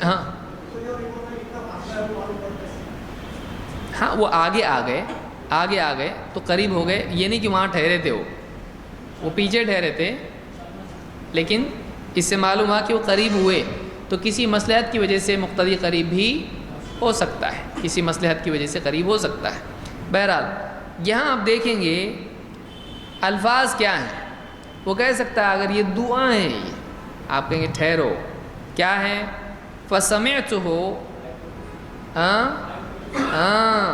فَسَمِعْتُهُ قَرَأَ بِأُمِّ الْقُرْآنِ، میں نے سنا کہ وہ کیا پڑھ رہے تھے، ام القرآن یعنی سورہ فاتحہ، وَبِهَذِهِ الْآيَةِ، اور کیا پڑھ رہے تھے، وَبِهَذِهِ الدُّعَاءِ، بطور دعا پڑھ رہے تھے نہیں، تو اس میں لفظ پہلا کیا ہے، قرأ، دیکھیے کیا کہہ رہے ہیں، قرأ بِأُمِّ الْقُرْآنِ، انہوں نے پڑھا، قرأت کی، کس چیز کی، ام القرآن کی قرأت کی، اور وَبِهَذِهِ الْآيَةِ، اور اس آیت کی قرأت کی۔ تو دو چیزیں ایسی ہیں اس میں جن سے معلوم ہوا کہ یہ صرف بطور دعا نہیں تھا، بطور قرأت تھا، کیونکہ لفظ اس کے لیے کیا استعمال ہوا ہے، قرأت۔ تو جیسے ام القرآن کی قرأت تھی، اس کی بھی قرأت تھی۔ دو، انہوں نے اس کو یہاں پر بطور دعا نہیں کہا بلکہ لفظ کیا استعمال کیا، تو آیت پڑھنا کو کیا بولتے ہیں، قرأت، دعا مانگنا ہوا وہ نہیں، تو یہاں آیت کی انہوں نے کیا کی تھی، قرأت کی تھی۔ سمجھ میں آیا؟ تو ہر طرف سے گلا، ہاں۔ تو بہرحال اس حدیث کو آپ پیش کریں گے ان لوگوں کی خدمت میں، ان لوگوں کے سر پر جو ہم کو کہتے ہیں کہ آپ خلفائے راشدین کی بات نہیں مانتے ہیں۔ ایسے اور بہت سارے مسائل ہیں، انشاءاللہ کسی درس میں مستقل طور پر ہم ایسا لیں گے، خلفائے راشدین اور مقلدین بھائی، پھر ہم لیں گے صحابہ کرام اور مقلدین، پھر ہم لیں گے عبداللہ ابن مسعود رضی اللہ تعالیٰ عنہ اور مقلدین، پھر ہم لیں گے ائمہ اربعہ اور مقلدین، پھر ہم لیں گے امام ابو حنیفہ رحمۃ اللہ علیہ اور مقلدین، پھر ہم لیں گے امام ابو حنیفہ رحمۃ اللہ علیہ اور ان کے شاگرد، ان کا اختلاف۔ کتنے ٹاپک ہیں نا اپنے پاس، آئیں گے آگے انشاءاللہ آئے گا، اب پہلے نہیں آتا تھا، اب آئے گا۔ تو اس حدیث میں اور پچھلی حدیث میں ہم نے دیکھا کہ، اور یہ علمی بات، اس میں کسی کو ناراض ہونے کی ضرورت ہے، ناراض نہیں ہونا چاہیے، کوئی گالی گلوچ کر رہے ہیں ہم لوگ، باقی دوسرے تو کیا کہتے ہیں، یہ اہل خبیث ہیں، یہ انگریزوں کی اولاد ہیں، یہ شیطان کے انڈے ہیں، اور وغیرہ وغیرہ جو بھی ہے، تو ہم لوگ ایسا نہیں کریں گے۔ ہم کو علم کے سوا دوسرا کچھ آتا نہیں آتا، گالیاں ہمارا طریقہ نہیں ہے، گالی وہ دیتا ہے جس کے پاس علم کی بات بولنے کے لیے رہتی نہیں، تو ہمارے پاس ضرورت نہیں، ہمارے پاس دلائل ہیں، ہمارے علماء نے ہم کو سکھایا ہے، ہم دلائل دیں گے۔ اب پھر غصہ آنا واجبی ہے، غصہ آنا واجبی ہے، لیکن غصہ آنا چاہیے آدمی کو۔ دیکھو جس آدمی کو معلوم ہو کہ نبی کی بات بتایا اس نے، اس کو نبی کی بات پہ چلنا ہے تو غصہ آئے گا، صحابہ کی بات بتایا، صحابہ کی بات پہ چلنا ہے، غصہ آئے گا نہیں، لیکن اس کو چلنا کسی اور کی بات پہ ہے، اب اس کے سامنے اللہ اور اس کے رسول کی اور صحابہ کی بات پیش کی جائے گی تو اس کو کیا آئے گا، غصہ۔ کیوں؟ اس لیے کہ وہ جو کر رہا ہے اس سے ہٹا رہا ہے۔ تو یہ بات یاد رکھے، تو ہم کو تو کوئی مسئلہ نہیں، کوئی لا کے بتا دے کتاب و سنت کی بات، ہم لوگ بہت بہت شکریہ، اللہ آپ کو خوش رکھے اور آپ کو بھی توفیق دے، تو ہم تو یہی دعا کریں گے اس کے لیے۔ بہت سارے لوگ آتے ہیں اور بتاتے ہیں، اب ایک بھائی بتانے لگے کہ فلاں صاحب بتا رہے ہیں، دیکھیے کہ 2 سجدوں کے بیچ میں بھی رفع الیدین ہے، تو آپ لوگ کیوں نہیں کرتے ہیں؟ حدیث میں ہے تو آپ لوگوں کو کرنا چاہیے۔ اب ایسا بھی پوچھیں گے لوگ آپ کو کہ بتاؤ 2 سجدوں کے بیچ میں رفع الیدین ہے، پھر کیوں نہیں کرتے؟ ہاں، ایک تو یہ ہوا شریف جواب ایک دم کہ اللہ کے نبی صلی اللہ علیہ وسلم سے ہمیشہ کرنے کا ثبوت نہیں ہے، کبھی کبھار کا ثبوت ہے، اور بعض علماء نے، بعض محدثین نے تو اس کو قبول بھی نہیں کیا، شاذ کہا ہے، تو یہ ہم آگے بحث میں دیکھیں گے، ابھی نہیں، رفع الیدین کے اوپر دیکھیں گے۔ لیکن مان لیجئے اب ایسا پکڑ کے چلتے ہیں، ہم اسے کہیں گے کہ 2 سجدوں کے بیچ میں رفع الیدین ہے تو کرنا چاہیے، وہ کہے گا ہاں تو کرنا تو چاہیے. کیوں کرنا چاہیے بھائی؟ ارے حدیث ہے. مطلب بھائی صحیح ہے کہ نہیں ذرا بتاؤ. ارے ایک دم پکی حدیث ہے, کرنا چاہیے تو ذرا کرو. تو مطلب میں کرنا چاہیے, مسلمان کون ہے, میں کہ تو؟ نبی کا عمل ہے, صحیح حدیث ہے, پکی ہے, کرنا چاہیے. میں تجھ کو کب سے معلوم پڑا؟ بہت پہلے سے. کرنا پھر تو آپ یہ کیجئے, اس کے ساتھ بحث مت کیجئے. بولا گلے میں ہاتھ ڈالی, بولے بہت اچھی, بہت بہت شکریہ, چل ذرا تو کر کے بتا. امام کے پیچھے کھڑے ہو, بتا ان کو. میں بھی بولتا ہوں دیکھو یہ کر رہا, سنت پہ عمل کر رہا ہے. کرے گا وہ نہیں, کیوں میرے سے کیوں کروا رہا؟ پہلے خود کر, اس کے بعد آ کے بول رہے. آپ اس کو ایسا کیجئے. ہمارے بھولے بھالے لوگ کیا کرتے ہیں, دیکھنا پڑے گا. اچھا آپ دیکھنا پڑے گا, پھر وہ کیا کرتا ہے, سوار ہو جاتا ہے آپ کے اوپر. آپ ویسا مت کرو. آپ بولے ثابت ہے, ہاں, تو بولے کرنا پھر. اگر ثابت ہے تو کر. بولے نہیں آپ پہلے حدیث ہو نا, تو پھر تو حدیث پہ عمل, نبی کی بات پہ عمل نہیں کر رہا اور ہم کو کروا رہا ہے. تو جب تیرے نزدیک یہ صحیح نہیں ہے تو ہم سے کیوں کروا رہا؟ اب دوسری طرف سے پکڑو اس کو. یعنی تو امام کا مقلد ہے اس لیے تو نہیں کرے گا. تو جو چیز تیرے نزدیک صحیح نہیں ہے وہ ہم کو کرنے بول رہا, گناہ گار کیوں ہو رہا؟ تیرے نزدیک تو یہ صحیح نہیں ہے نا کہ حدیثوں پہ عمل کرنا شروع کر دیں. تیرے نزدیک تو امام کی تقلید ہے, تو پھر ہم کو کیوں عمل کروا رہا اس کے اوپر؟ تو پھر ہم اس پر عمل کرتے ہیں. تو اس سے پہلے کتنے آرے رفع الیدین, تو سجدے میں گیا, تو اتنے سجدے سے شروع کرتا کہ نماز, وہ ثابت ہے نا, ٹھیک ہے. سجدے سے پہلے کیا ہے, رکوع. رکوع کے پہلے آخر دونوں رفع الیدین ہیں, وہ بھی معلوم ہے, وہ ثابت ہے کہ نہیں ہے؟ وہ بھی ثابت ہے. تو بولے پہلے وہ کرنا, اس کے بعد اس پہ جا. وہ تو کر رہا نہیں, سیدھا سجدے سے نماز شروع کر رہا ہے. تو بہت سارے لوگ, افسوس کی بات یہ ہے کہ نبی کی حدیث کو دوسروں کے لیے پیش کر کے ان کو بتاتے ہیں جنگ جیتنے کے لیے, لیکن خود عمل کی توفیق نہیں ملتی ہے. جب میرے لیے وہ عمل ہے, میرے لیے دلیل ہے, تو تیرے لیے کیوں نہیں ہے؟ تو کون سے نبی کو مانتا؟ اس کو ایسی پوچھیے آپ, تو کون سے نبی کو مانتا؟ اور بولے کیا بات کر رہے ہیں, میں محمد صلی اللہ علیہ وسلم کو مانتا نا. یہ حدیث کس کی ہے؟ نبی صلی اللہ علیہ وسلم کی. میں عمل کروں کیا؟ ہاں کر. تو کیوں نہیں؟ بولے میں امام کو مانتا ہے. تو بولے نبی کو نہیں مانتا. امام کو مانتا اس لیے امام کی مانتا, نبی کی مانتا نہیں. تو نبی کو مانتا کہ نہیں؟ یعنی امام کی ماننا اور امام کو بھی ماننا, اور نبی کو ماننا, نبی کی نہیں ماننا. کیا کر رہا ہوں؟ تو اس کو آپ اگر واقعی اس کا کرنٹ جاری ہے تو بلب جلے گا, اس کو سمجھ میں آئے گا کہ ہاں واقعی بات تو صحیح ہے. لیکن اگر بالکل سرکش قسم کا ہو اور ڈھیٹ ہو تو کچھ نہ کچھ راستہ نکالے گا اور فرار اختیار کرے گا. یہ ایمان ہی ہے جو آدمی کے علم کو مفید بناتا ہے. علم مفید کب بنتا ہے؟ جب آدمی کے اندر واقعی ایمان ہو اور عمل کا جذبہ ہو. عمل کا جذبہ نہیں ہو تو آدمی پھر کیا کرتا ہے, یہود کی طرح سے کچھ نہ کچھ راستے نکالتا ہے. بتا رہے گائے ذبح کرو, بولے کیسی ہونا, ایسی ہونا, ٹھیک ہے. اس کے بعد اور پوچھو ذرا کیسی ہونا. عمل نہیں کرنا ہے تو آدمی کیا کرتا ہے, بحث مباحثہ کرتا ہے. تو ہمارا گفتگو کرنا عمل کے لیے ہونا چاہیے, صرف بحث کے لیے نہیں. تو اس حدیث سے, اس روایت سے یہ بات معلوم ہوئی کہ مغرب میں بھی تیسری رکعت میں بھی امام سورہ فاتحہ کے علاوہ کچھ پڑھ سکتا ہے. اور یہ بھی معلوم ہوا کہ ایک آیت کے بقدر بھی پڑھنا ٹھیک ہے, کوئی مسئلہ نہیں. ہاں اس میں دو حوالے دیے ہوئے ہیں. کیا ہیں؟ سورہ کا بھی حوالہ ہے اور حدیث کا بھی ہے.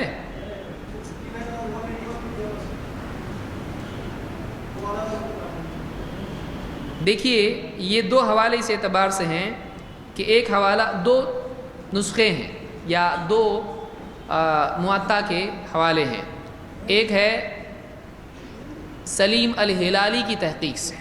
سلیم الہلالی شیخ الالبانی کے شاگرد ہیں وہ, ان کی تحقیق سے ایک نسخہ ہے جو یہاں پر ہے اردو والے میں, معطا بتحقیق سلیم الہلالی, اس میں 181 نمبر پر ہے اور موقوف ہے. اور دوسری ہے اعظمی کی تحقیق سے. تو یہ دو الگ الگ کتابیں ہیں، دونوں کا حوالہ اس میں موجود ہے۔ تو یہ دونوں بھی موطا میں ہیں، اور روایات کے نمبر لگانے کے اعتبار سے مختلف کتابوں میں فرق ہو سکتا ہے۔ مسلم مثال کے طور پر آپ دیکھیں تو مسلم کی ایک عالمی ترقیم اس کو کہتے ہیں، کیا کہتے ہیں؟ ترقیم تو رقم اس کو کہتے ہیں۔ رقم کے معنی، رقم کا مطلب کیا؟ رقم کا مطلب ہوتا ہے نمبر۔ رقم الہاتف کیا مطلب ہے؟ Mobile number. ہاتف کا مطلب دور سے آواز آنے والی ہے، موبائل کی جو ٹیلی فون ہے۔ ہاتف غیبی سے آواز آئی، پکارنے والا، آواز کرنے والا، تو ہاتف اس کے لیے استعمال ہوتا ہے۔ تو رقم الہاتف موبائل نمبر، تو رقم کا مطلب نمبر۔ ہمارے یہاں رقم گنتی، وہ کون سی گنتی؟ خاص گنتی ہمارے یہاں، رقم لاؤ، رقم وصول کرو، تو پیسوں کی گنتی کو ہم کیا کہتے ہیں ہمارے یہاں پر؟ رقم۔ لیکن عربی زبان میں رقم گنتی کو کہتے ہیں، اور اسی طرح سے ڈیزائن وغیرہ کے لیے بھی استعمال ہو سکتا ہے وہ۔ بہرحال تو یہاں پر دو نمبر اس کے ہیں۔ تو ابھی مثال کے طور پر صحیح مسلم ہے تو اس کی ایک ترقیم ہے، پہلی دوسری تیسری روایت اس طرح سے، اور ایک ترقیم ایسی ہے جیسے محمد فؤاد عبد الباقی نے جو اس کی تحقیق کی ہے، انہوں نے کیا کیا ہے، امام مسلم کا طریقہ، اس کو سمجھ لیجئے، امام مسلم کا طریقہ کیا ہے؟ عن ابی ہریرہ، پوری سند کے ساتھ دیں گے، ابو ہریرہ رضی اللہ عنہ کی ایک حدیث، پھر وہ حدیث تھوڑے فرق کے اعتبار سے اور روایتیں اس میں آئی ہیں۔ تو امام مسلم کیا کرتے ہیں، ایک ساتھ وہ سارے طرق پیش کرتے ہیں۔ کسی کے پاس صحیح مسلم ہو تو اس کو دیکھیے۔ اب انہوں نے کیا کیا، محمد فؤاد عبد الباقی نے کیا کیا، ابو ہریرہ رضی اللہ عنہ کی ایک کے بعد ایک جتنی روایتیں آتی ہیں ان سب کو ایک نمبر دے کر، پھر اس میں جیسے 250 1، 250 2، 250 3، پھر اس کے بعد جابر رضی اللہ عنہ کی حدیث آ رہی ہے، اس کو دیں گے 251، پھر اس کے بعد 1 2 3 4 5۔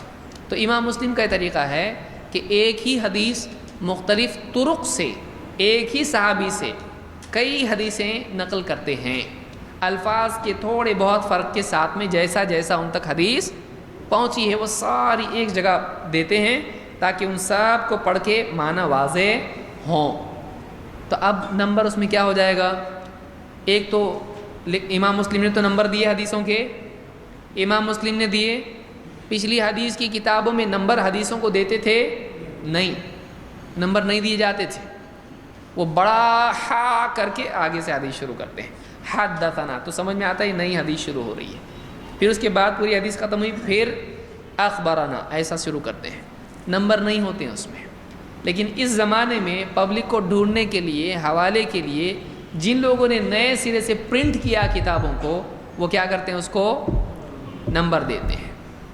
اب جس آدمی نے اس کو پرنٹ کروایا، اب وہ عالم جب اس کی تحقیق کر کے فائنل اس کی کاپی دیتا ہے پرنٹنگ کے لیے، تو اب وہ نمبر جو بھی دیتا ہے، تو اب کیا ہو جاتا ہے، اس میں فرق ہو سکتا ہے کہ نہیں، یہ آپ کو معلوم ہونا چاہیے۔ دیکھیے یہ چونکہ یہ موضوع سے متعلق چیز ہے، اس کو سمجھیے آپ۔ اب یہاں پر ایک سوال پیدا ہوگا، یہ 181 آ رہا، یہ 259 کہاں، یہ نمبر کہاں، وہ ایسا فرق کیوں ہوا؟ تو ایسا کیوں ہوتا ہے کہ ایک مثال کے طور پر ایک کتاب ہے جیسے موطا ہے مثال کے طور پر، اب ایک عالم کیا کرے گا، موطا کی مرفوع روایات کی نمبرنگ الگ کرے گا۔ دیکھیے کیوں الگ الگ کیوں ہوتا ہے، موطا کی جتنی مرفوع کس کو کہتے ہیں، اب یہ سمجھنا آپ کو ہمیشہ ضرورت تکلیف دکھتا رہے گا، جس کو نہیں معلوم ہے اس کو، تو وہ اس کو سیکھ لیں آپ، جو کورس ہمارا اس سے پہلے ہوا، انشاءاللہ واپس وہ کورس ہوگا، جو لوگ اٹینڈ نہیں کیے ہیں ان کے لیے پھر سے ہوگا، لیکن دوسری مرتبہ تھوڑا مشکل ہوگا وہ، اس لیے کہ اس میں مواد زیادہ ہوگا انشاءاللہ۔ تو اب مرفوع روایتوں کے نمبر وہ الگ دیں گے اور موقوف روایتوں کے نمبر الگ دیں گے، تو اس طرح سے بھی نمبرنگ کیا ہو جاتی ہے، الگ۔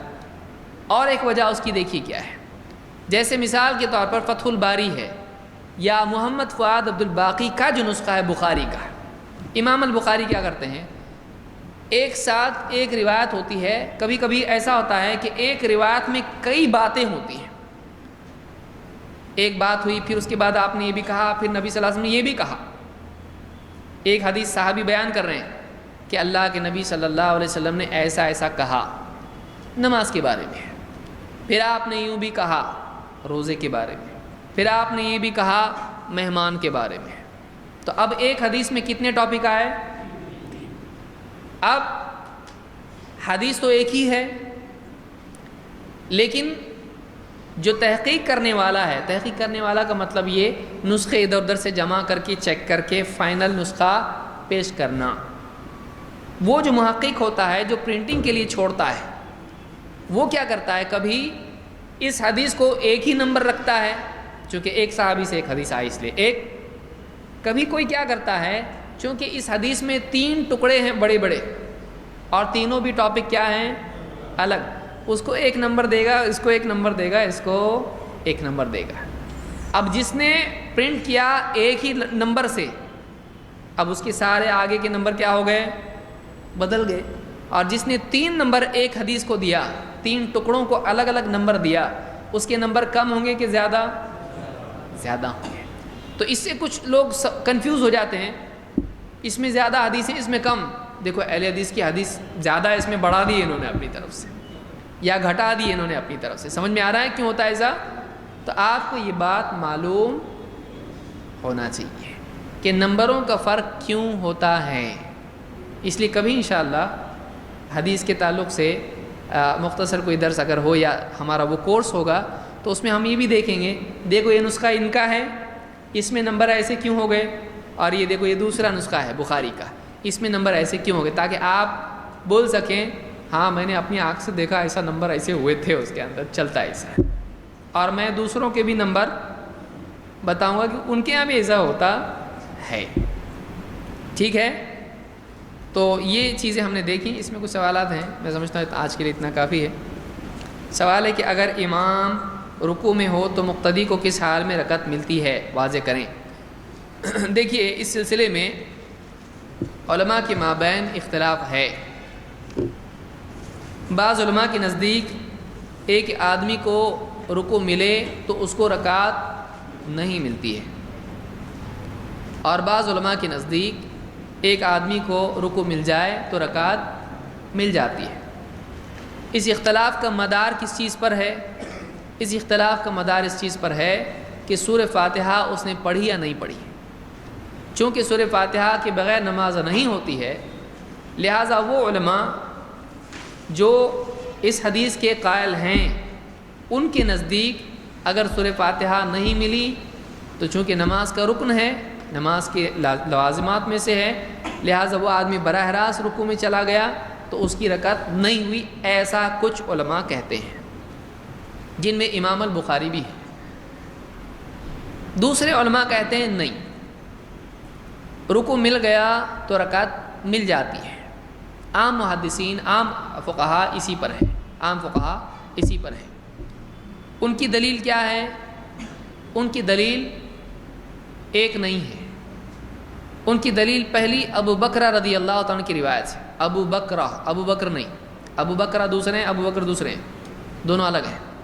وہ کہتے ہیں کہ اللہ کے نبی صلی اللہ علیہ وسلم نماز پڑھ رہے تھے اور ابو بکر رضی اللہ تعالیٰ دوڑے دوڑے آئے اور دیکھا کہ اللہ کے نبی صلی اللہ علیہ وسلم رکوع میں ہیں، تو انہوں نے صف میں آنے کے پہلے مسجد کے دروازے ہی میں رکوع میں چلے گئے امام کے ساتھ، اور پھر رکوع ہی میں چل کے آئے اور آگے صف میں مل گئے. تو دوڑ کے آئے اور صف سے باہر رکوع کیا اور چل کے آ کے رکوع میں شریک ہو گئے. تو اللہ کے نبی صلی اللہ علیہ وسلم نے نماز کے بعد پوچھا کہ کون ہے جو ایسا ایسا جس نے کیا؟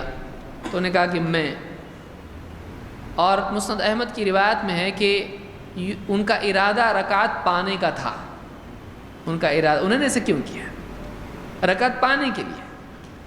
معلوم ہے ایسا رکعت ملتی ہے، اس لیے تو انہوں نے ایسا کیا کہ رکوع کے ساتھ شریک ہو گئے تو رکعت ملتی ہے. تو انہوں نے ایسا اس لیے کیا. آپ نے کہا زادک اللہ حرصا ولا تعد، اللہ تعالیٰ تیری حرص کو بڑھائے، واپس ایسا مت کرنا.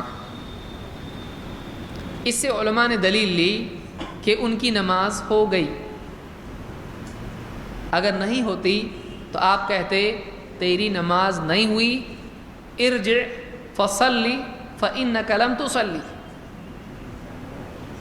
بعض لوگوں نے کہا ان کو معلوم نہیں تھا اس لیے پہلی بار میں چھوڑ دیا. ہم کہیں گے پھر وہ 3 بار جو بھیجے تھے اس کو معلوم تھا. علماء نے کیا استدلال کیا؟ انہوں نے کہا دیکھیے وہ جو صحابی تھے 3 بار واپس بھیجا، جا نماز پڑھ، تیری نماز نہیں ہوئی، تو نے نہیں پڑھی نماز. وہ جا کے پڑھ کے آئے، پھر کہا واپس جا، پھر جا واپس جا. 3 بار ہوا. پھر انہوں نے کیا کہا اللہ اگر اس سے اچھی بھی نماز میرے کو آتی نہیں، آپ بتاؤ میرے کو کیسی نماز پڑھنا چاہیے. پھر آپ نے کہا جب تم نماز کے لیے کھڑا ہو تو ایسا ایسا پڑھ. تو ان کو بھی تو معلوم نہیں تھا نا، تو معلوم نہیں تھا پھر واپس کیوں بھیجا؟ تو معلوم ہوا کہ معلوم نہیں ہوا تب بھی پڑھا تو بھی نماز نہیں ہوتی. تو یہاں پر یہ عذر صحیح نہیں ہے. معلوم نہیں تھا ان کو اس لیے ہو گیا، نہیں، ان کو واپس بولتے اللہ کے نبی صلی اللہ علیہ وسلم. 2 یہ مقام تعلیم ہے، یہاں چھپا نہیں سکتے مسئلے کو، اس لیے کہ نبی پر کیا لازم ہے؟ حق کو واضح کرنا. اور یہاں اگر یہ مسئلہ ہے کہ رکعت نہیں ہوتی ہے تو آپ بتائیں گے کہ نہیں بتائیں گے؟ ان کے لیے نہیں، کم سے کم دوسروں کو تو بتائیں گے کہ آئندہ ایسا ایسا ہوا تو ایسا نہیں ہوتا، ایسا ہوتا. تو آپ اس مرتبہ بھی آپ خاموش رہے. آپ نے ان کو وہ رکعت دہرانے کے لیے نہیں کہا. اس لیے وہ علماء جو رکوع کی رکعت کے ملنے کے قائل ہیں ان کا یہ استدلال ہے.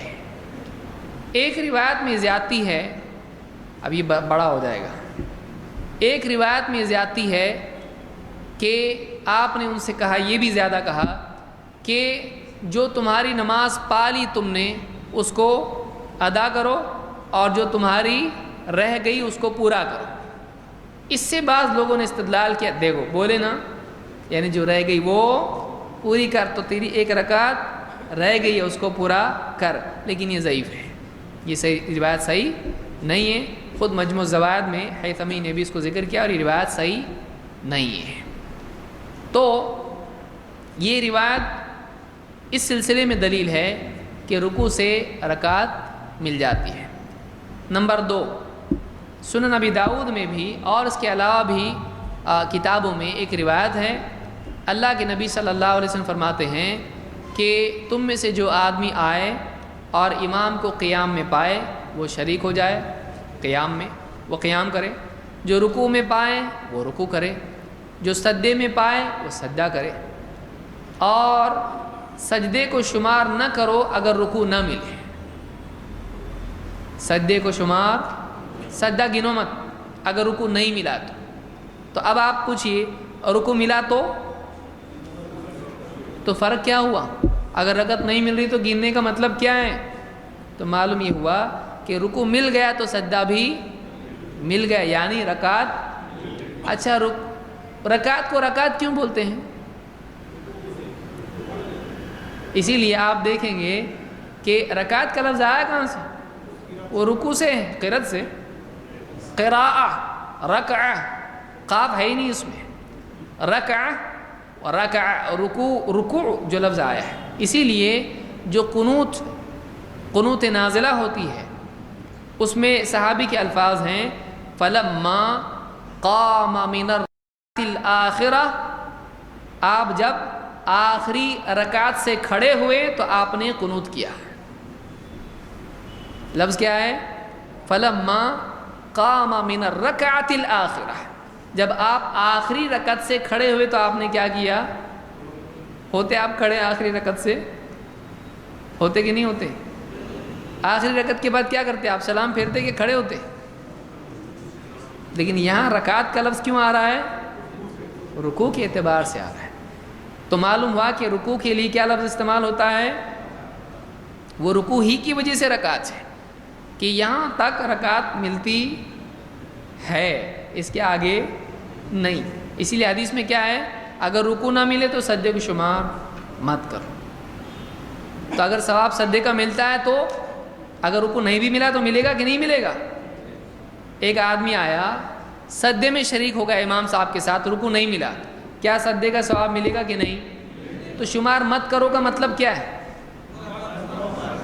اس کو رکعت نہیں ملے گی اس کو. کیونکہ آدمی خود گنتا ہے میری کتنی ہوئی، گنتا ہے کہ نہیں گنتا ہے؟ وہ آدمی گنتا ہے، تو اس کو گننا نہیں، اس کو چھوڑ دو، اس کو گنو مت، کیونکہ تم کو کیا نہیں ملا ہے۔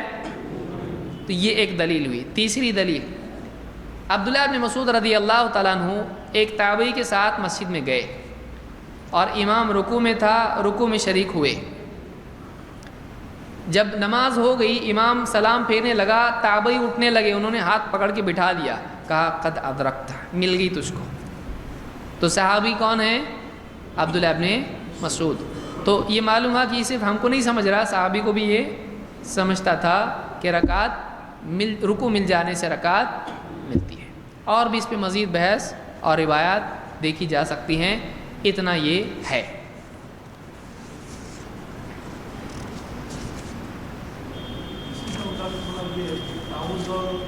یہ پہلے آئے ہوئے، آرام لکھ کے دے دو اس کو۔ سوال ہے کہ مقلد بھائی ہم کو پوچھتے ہیں فلاں فلاں مسئلہ بغیر تقلید کے ثابت کرو، تو ان کو کیسے جواب دیں؟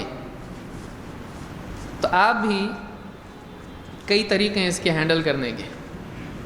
ایک تو یہ ہے کہ آپ ان سے کہیں ٹھیک ہے چلو ہمارے علماء کے پاس، یہ سب سے اچھا طریقہ ہے، سب سے سیف ہے، اس سے آپ کا بھی علم بڑھے گا اور اس کا بھی۔ اور وہ نہیں آئے گا تو آپ بول سکتے دیکھو آ رہے نہیں، تو مطلب اگر بحث بند ہو جائے گی۔ دوسرا یہ ہے کہ آپ ان سے کہیں کہ آپ پہلے لکھ کے دے دو کہ آپ ہر مسئلہ امام ابو حنیفہ سے ثابت کریں گے۔ آپ کس کی تقلید کرتے؟ امام ابو حنیفہ کی۔ امام ابو حنیفہ کے ساتھ ساتھ امام شافعی کی تقلید کر سکتے کیا؟ نہیں۔ تو آپ لکھ کے دے دو سوائے امام ابو حنیفہ کے ہم سارے کسی کی بھی نہیں تقلید کرتے ہیں، تو ہم سارے مسائل امام ابو حنیفہ سے ثابت کریں گے، کسی اور سے نہیں۔ آپ تیار اس کے لیے؟ بولے نہیں، تو بھی ہم بھی تیار نہیں ہیں۔ جب آپ اپنی جس دعوے میں آپ پکے نہیں ہیں تو ہم آپ سے بحث ہی نہیں کرنا چاہتے۔ وہ کہ نہیں آپ کا دعویٰ ہے نا، تو ہم کہیں دیکھیے ہمارا دعویٰ یہ ہے کہ کتاب و سنت میں سب کچھ ہے، کچھ بالکل واضح ہے، کچھ واضح نہیں ہے۔ ہر آدمی کو سمجھ میں آتا ہو نہیں، کچھ باتیں ہر آدمی کو سمجھ میں آتی ہے، کچھ آدمی کو تھوڑا سا دھیان سے دیکھنا پڑتا ہے تو سمجھ میں آتا ہے۔ اسی لیے حدیث میں کیا ہے، جب حاکم اجتہاد کرے اور اس کا اجتہاد صحیح نکل آئے تو کیا ہے، اور اگر خطا کر جائے تو معلوم ہے کہ اجتہاد بھی دین میں ہے۔ تو کچھ مسائل کھلم کھلا ثابت شدہ ہوتے ہیں، جیسے کچھ مسائل ہم نے دیکھے ابھی، اور کچھ مسائل میں کیا کرنا پڑتا ہے، اجتہاد کرنا پڑتا ہے۔ تو اجتہاد کتاب و سنت کے مطابق ہے تو صحیح، اور نہیں ہے تو نہیں۔ اگر صحیح نہیں ہے، ثابت نہیں ہوتا ہے تو ہم نہیں مانتے اس کو۔ تو آپ یہ کہتے ہو کہ کتاب و سنت میں آپ لکھ کے دے دو کتاب و سنت میں سب نہیں ہے، تو پھر کہاں ہے؟ امام ابو حنیفہ کے پاس ہے، امام شافعی کے پاس ہے، وہ لکھ کے دے دو۔ آپ یہ لکھ کے دے دو کہ امام ابو حنیفہ کے اقوال میں سارے مسائل کا حل ہے۔ اگر وہ بولتا ہے کہ ہاں تو پوچھو آپ اس کو بلڈ ڈونیشن کا کیا حکم ہے، بتاؤ امام ابو حنیفہ سے۔ اور نماز میں اگر موبائل بجنے لگے تو اس کو بند کرنے کا امام ابو حنیفہ کیا بولتے ہیں؟ بولے ان کے زمانے میں تھا کیا؟ بولے تم تو بولے ابھی۔ تو یہ ہم کو بھی معلوم ہے کہ ایسے مسائل کے لیے کتاب و سنت میں لفظاً نہیں آئے گا، غور و فکر کر کے نکلے گا۔ وہ گھوڑے اور اونٹ پہ بیٹھ کے دعا پڑھتے تھے، ہم بائک پہ بیٹھ کے پڑھیں گے۔ یہ نہیں آئے گا بائک پہ بیٹھتے وقت یہ دعا پڑھنا، ایسا آئے گا یاماہا پہ بیٹھے تو ایسا کرے، فراری میں بیٹھے تو ایسا پڑھے، حدیث میں آئے گا ایسا؟ وہ سواری پہ ہے، تو یہ بھی سواری ہے۔ تو اب ایسا مسئلہ اخذ کیا جائے گا تو آپ اتنا سمجھانے کی بجائے آپ کیا کرو، دواخانے میں چلو، کبھی نہیں آئے گا۔ جو آدمی ہر مسئلے کو خود ہینڈل کرتا ہے اس کا ہینڈل خراب ہو جاتا ہے۔ سوال یہ ہے، اور دیکھیے بہادری سے زیادہ اچھا عقل مندی، جان کس میں بچتی؟ ہاں جہاں بہادری چاہیے وہاں خامخواہ کی دور اندیشی فائدہ، جہاں بہادری چاہیے وہاں بہادری چاہیے، جہاں ٹھہرنا پڑے گا ٹھہرنا پڑے گا۔ ٹھہرو ذرا آتا بول کے آپ عقل مندی دکھائیں گے تو ایسا نہیں کرنا چاہیے۔ ٹھہرو نا، میں آیا ابھی آیا۔ سوال ہے کہ آج جمعہ میں کسی مسجد میں ایک مفتی صاحب نے خطبے میں کہا کہ موسیٰ علیہ السلام نے ملک الموت کو گھونسا مارا اور ملک الموت کی آنکھ باہر آ گئی، کیا واقعہ صحیح ہے؟ صحیح ہے، صحیح بخاری میں ہے، ہوا ہے ایسا. لیکن ملک الموت انسان کی شکل میں آیا، کہا تیار ہو جا مرنے کے لیے، تو انہوں نے کہا ہاں، دے دیا گھونسا ہے. تو آنکھ باہر نکل گئی، اللہ کے پاس گئے فرشتہ، کہا اللہ دیکھ کیسا تیرا بندہ ہے. تو پھر اللہ نے پھر سے فرشتے کو بھیجا اور پھر ان کو سمجھ میں آیا کہ اچھا یہ اللہ کی طرف سے آ رہا ہے. یہ نہیں کہ جیسے کوئی آدمی گنڈا کسی کو کہے آ گیا تیرا ابھی آخری وقت. تو اس طرح سے جو ہے موسیٰ علیہ السلام سمجھے کوئی انسان ہے، مجھ کو دھمکی دے رہا، مارا ہوں تو آگ ہی باہر نکل گئی، کیونکہ وہ کس کی شکل میں آیا تھا فرشتہ. تو ظاہر بات ہے جب انسان کی شکل میں آیا تو انسان جیسا حال بھی اس کا ہوگا. لیکن بعد میں جب فرشتے نے آ کے بتایا کہ نہیں یہ اللہ کی طرف سے ہے اور آپ کا وقت آ گیا، جینا ہے تو جیو، پھر اس کے بعد موت ہے ہی ہے. تو نے کہا کہ پھر میں جی کے کروں کیا؟ مطلب اللہ کی طرف سے اگر ہے تو سب سے اچھا اللہ ہی کے پاس جانا ہے. پھر ان کی روح قبض کی گئی. بہت سارے لوگ ایسی حدیثوں کا انکار کرتے ہیں، ان کی عقل میں آتی نہیں. جس کا جتنا بڑا برتن ہوگا اس میں اتنی چیز سمائے گی. اس میں کیا پرابلم ہے؟ فرشتہ بغیر اجازت کے آیا. حدیث میں کیا ہے؟ کوئی آدمی اگر کسی کے گھر میں جھانک کے دیکھے تو اس کی آنکھ پھوڑی جا سکتی ہے کہ نہیں؟ تو انہوں نے بغیر اجازت کے آیا تو کوئی جرم ہے نہیں. تو کوئی کہے کہ دیکھو ملک الموت کے ساتھ ایسا کرنا چاہیے کہ اللہ کی طرف سے آیا تھا نا، ان کو بتا کے آیا میں ملک الموت ہوں؟ نہیں، انسان کی شکل میں آیا نا، دیا انہوں نے، آنکھ پھوڑ دی. اس سے پہلے بھی کیس ان کا ایک تھا کہ نہیں تھا؟ موسیٰ علیہ السلام ویسے تھے کیونکہ انہوں نے دیکھا قبطی ہے اور بنی اسرائیل میں سے ایک ہے، لڑ رہے، انہیں پکارا ان کو بچاؤ، تو انہوں نے جا کے اس کو ایک مارا تو ہمیشہ کے لیے چپ ہو گیا ہو. تو ایسے تھے وہ. تو ظاہر بات ہے کہ ملک الموت کے ساتھ بھی کوئی عجیب چیز نہیں ہے. تو ان کے ساتھ موسیٰ علیہ السلام یعنی غصے والے تھے. ہاں یہ اور بات ہے کہ ان کا غصہ شریعت کے دائرے کے باہر نہیں ہوتا تھا، وہ نبی تھے، لیکن ہر ایک کا مزاج کیا ہوتا ہے؟ الگ ہوتا ہے. تو موسیٰ علیہ السلام میں تھوڑا اس طرح کا جذبہ تھا. سوال ہے کہ کیا اہل حدیث بخاری اور مسلم کی ساری حدیثوں پر عمل کرتے ہیں؟ اگر صلاۃ رسول کتاب میں 84 حدیث ضعیف اور 14 حدیث موجود ہیں تو صحیح حدیثوں کا دعویٰ کہاں سو جاتا ہے؟ کھو جاتا ہے کہ سو جاتا ہے؟ جو دونوں بھی صحیح ہو سکتے ہیں.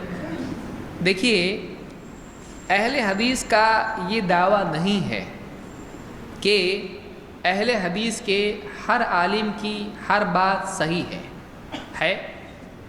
اہل حدیث کا یہ دعویٰ ہے کہ اللہ کے رسول صلی اللہ علیہ وسلم کی ساری باتیں صحیح ہیں. اہل حدیث یہ مقام کسی اور کو دیتے، اماموں کو نہیں دیتے، تو بعد کے لوگوں کو دیں گے. تو اہل حدیث کا کوئی عالم غلطی کر سکتا ہے؟ کر سکتا ہے، وہ انسان ہے، اس کی تحقیق غلط بھی ہو سکتی ہے. اسی لیے چاروں اماموں سے ہمارے عالم ہیں، چاروں عالم جو ہیں، چاروں امام، وہ سارے ہمارے اہل حدیث کے علماء ہیں. تو ان سے بھی غلطی ہوئی ہے، ہو سکتی ہے، تو ہم یہ مان کے چلتے ہیں. جو آدمی کہتا ہے اماموں کی ماننا چاہیے، کیا وہ یہ مانتا ہے کہ اماموں سے غلطی نہیں ہوتی ہے؟ اب جو آدمی جاہل ہے ان میں سے تو مانے گا، لیکن واقعی جو عالم ہے وہ یہ مانتا ہے کہ اماموں سے بھی علمی خطا ہوتی ہے. تبھی تو امام ابو حنیفہ کے سارے فتووں پر ان کا عمل نہیں ہے. امام ابو حنیفہ کے نزدیک انگلی ہلانے کا کوئی مسئلہ نہیں، ایک بار بھی نہیں اور کئی بار بھی نہیں ہے ہی نہیں ان کے پاس، نہیں ہے ان کے پاس. بتائیے کوئی بتائے لا کہ امام ابو حنیفہ کے نزدیک ہے اشہد اللہ پہ اٹھانا، الا اللہ پہ رکھنا، کہاں ہے ہی نہیں کچھ. آپ پوچھئے، ابھی تو بہت آنا باقی ہے، ابھی پوری فائل کھلنے والی بعد میں، تھوڑا ٹائم ہے، صبر تھوڑا. یہ کہاں ہے مسئلہ بتاؤ؟ امام ابو حنیفہ کے نزدیک یہ مسئلہ بتاؤ کہ انگلی اٹھانا چاہیے اشہد اللہ پہ الا اللہ پہ، کہاں ہے ہی نہیں ان کے پاس. اسی لیے بعض حنفی علماء نے سختی سے فیصلہ دیا کہ اگر کوئی تشہد میں انگلی اٹھاتا ہے تو نماز فاسد ہو جائے گی. ایسے بھی علماء حنفی گزرے ہیں، نماز ہی ختم ہو جائے گی اس کی. بات کے حنفی نے کہا غلطی ہے، ایسا نہیں بولنا چاہیے. کیوں بولا انہوں نے ایسا؟ کہ ان کے پاس دلیل ہی نہیں اس کی، امام سے اس کا قول نہیں ہے. تو ہمارا کہنا یہ ہے کہ اہل حدیث عالم اگر کوئی کتاب لکھتا ہے تو کیا اس میں غلطی نہیں ہو سکتی ہے؟ ہو سکتی ہے. بڑے بڑے علماء سے علمی خطا ہو سکتی ہے، تو قیامت تک کے ہر آدمی سے، ہر عالم سے غلطی ہو سکتی ہے۔ لیکن پھر کوئی آدمی آ کے آپ سے کہے دیکھو عالم سے غلطی ہو سکتی ہے نا، ہاں پھر تمہارے عالم سے غلطی ہے، اس کی مت مانو۔ مطلب غلطی ہو سکتی ہے ایک الگ چیز ہے، اور ہوئی ایک الگ چیز ہے۔ آپ صرف ہو سکتی ہے بول کے ہم کو عالم سے ہمارے چھڑا نہیں سکتے۔ وہ ایسے ہی جیسے ہم کہیں کہ یہاں پر فلاں جگہ پر چوری ہوئی ہے، تو ہر آدمی چوری کر سکتا ہے، آپ نے کی ہے، کر سکتے آپ گالی دے سکتے ہیں، آپ قتل کر سکتے ہیں، آپ مار سکتے، تو آپ نے کیا ہے، آپ کر سکتے؟ کیوں آپ کے لیے ممکن ہے کہ نہیں چوری کرنا؟ بولے ممکن ہے، تو آپ نے کی ہے۔ ایک ہوتا ہے کہ کسی سے ہو سکتا ہے اور کسی سے ہوا ہے، دونوں میں فرق ہے۔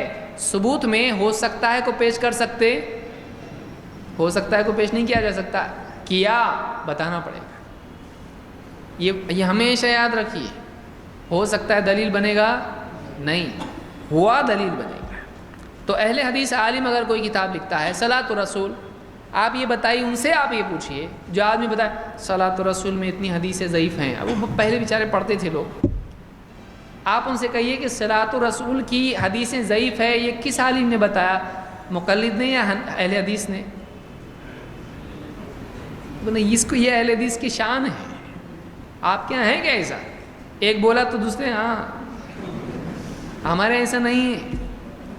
اگر ایک ہمارا کچھ بولتا ہے تو دوسروں کے کان کھڑے ہوتے کیا بول رہے ہیں۔ اور آپ نے کئی اجتماعات میں دیکھا ہوگا، سٹیج پر ایک اہل حدیث عالم بیان کرتا ہے، دوسرا عالم اس کے بعد کے بیان میں بتاتا ہے کہ دیکھیے انہوں نے ایسا کہا، ہمارے نزدیک بہت احترام کے لائق ہیں، لیکن ان کی یہ بات صحیح نہیں۔ کون بولتا ہے؟ اہل حدیث عالم۔ تو ایک بولے اور باقی گردن ہلائیں، سر ہلائیں، اہل حدیث میں ایسا نہیں ہے۔ اہل حدیث میں ایک صحیح بات چلنی چاہیے، اگر ایک سے غلطی ہو تو دوسرا اہل حدیث آگے بڑھ کے کیا کرتا ہے، اس کو صحیح کر دیتا ہے، ریکٹیفائی کرتا ہے۔ تو ہمارے یہاں ایسا ہے، آپ کے یہاں ہے کہ ایسا؟ ہمارے یہاں یہ دعویٰ نہیں کہ ہمارے یہاں پر معصوم عن الخطا ہیں، ہے ہمارا دعویٰ؟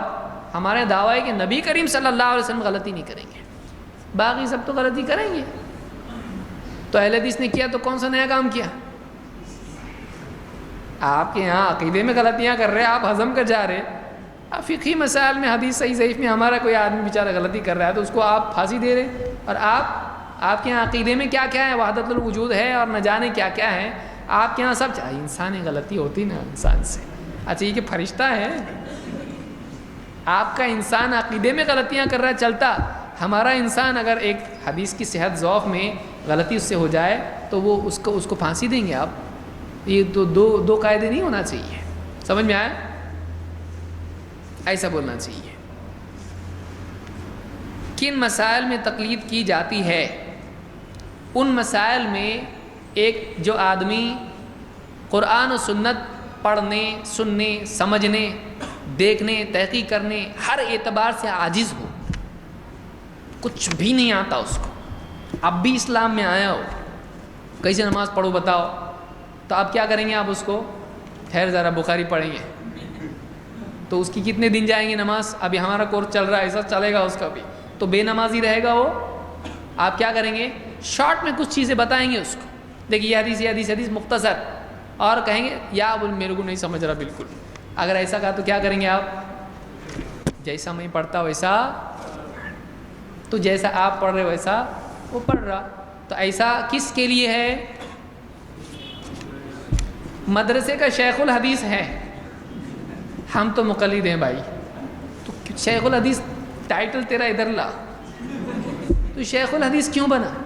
تو حدیث کا شیخ، اور پھر بولتا ہے حدیث سمجھ میں نہیں آتی، تقلید کیوں کر رہا تو؟ بولے قرآن حدیث سمجھ میں تھوڑی آتا آپ نے کو، اس لیے امام کی بات ماننا چاہیے۔ تو پڑھا رہا کیا؟ تفسیر، پڑھا رہا کیا؟ حدیث، تو تفسیر اور حدیث کا استاذ ہے، اور تیرے کو سمجھ میں نہیں آتی حدیث، تو پڑھا رہا کیا؟ سمجھ میں آ رہی بات؟ آپ کو بولنے آنا چاہیے۔ تو ایک آدمی ایسا ایک دم ہے جس کو بس بیل کے سینگ کتنے وہ بتا سکتا ہے، دم ایک ہے، دو سینگ ہے، اس کو زیادہ کچھ آتا نہیں ہے۔ ایسا آدمی اگر بیچارے کو ایسے آدمی بولے بابا تو تقلید کر، تو اپنے دل سے کچھ بھی کر مت، اور اس کو بھی ہم تقلید نہیں کہتے ہیں، کیونکہ تقلید نہ قرآن میں ہے نہ سنت میں ہے۔ اس کو ہم کہیں گے اللہ کا حکم تیرے لیے ہے، کہ تو قرآن و سنت کے عالم سے پوچھ، یہ تقلید نہیں ہے۔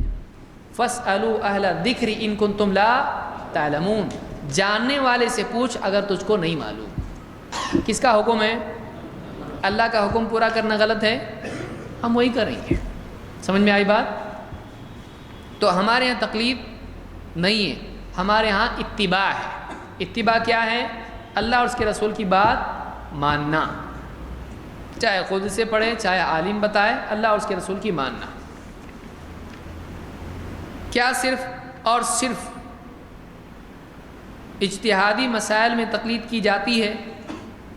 دیکھیے جو پہلے جواب تھا وہی اس کا بھی جواب ہے، نئے سرے سے اس کا جواب دینے کی ضرورت نہیں ہے۔ ہمارے یہاں پر اتباع ہے، تقلید نہیں ہے۔ اور جو لوگ تقلید کرتے ہیں، اگر وہ بولیں گے بھائی تقلید تو کرنی پڑے گی، ہم پوچھیں کس کی؟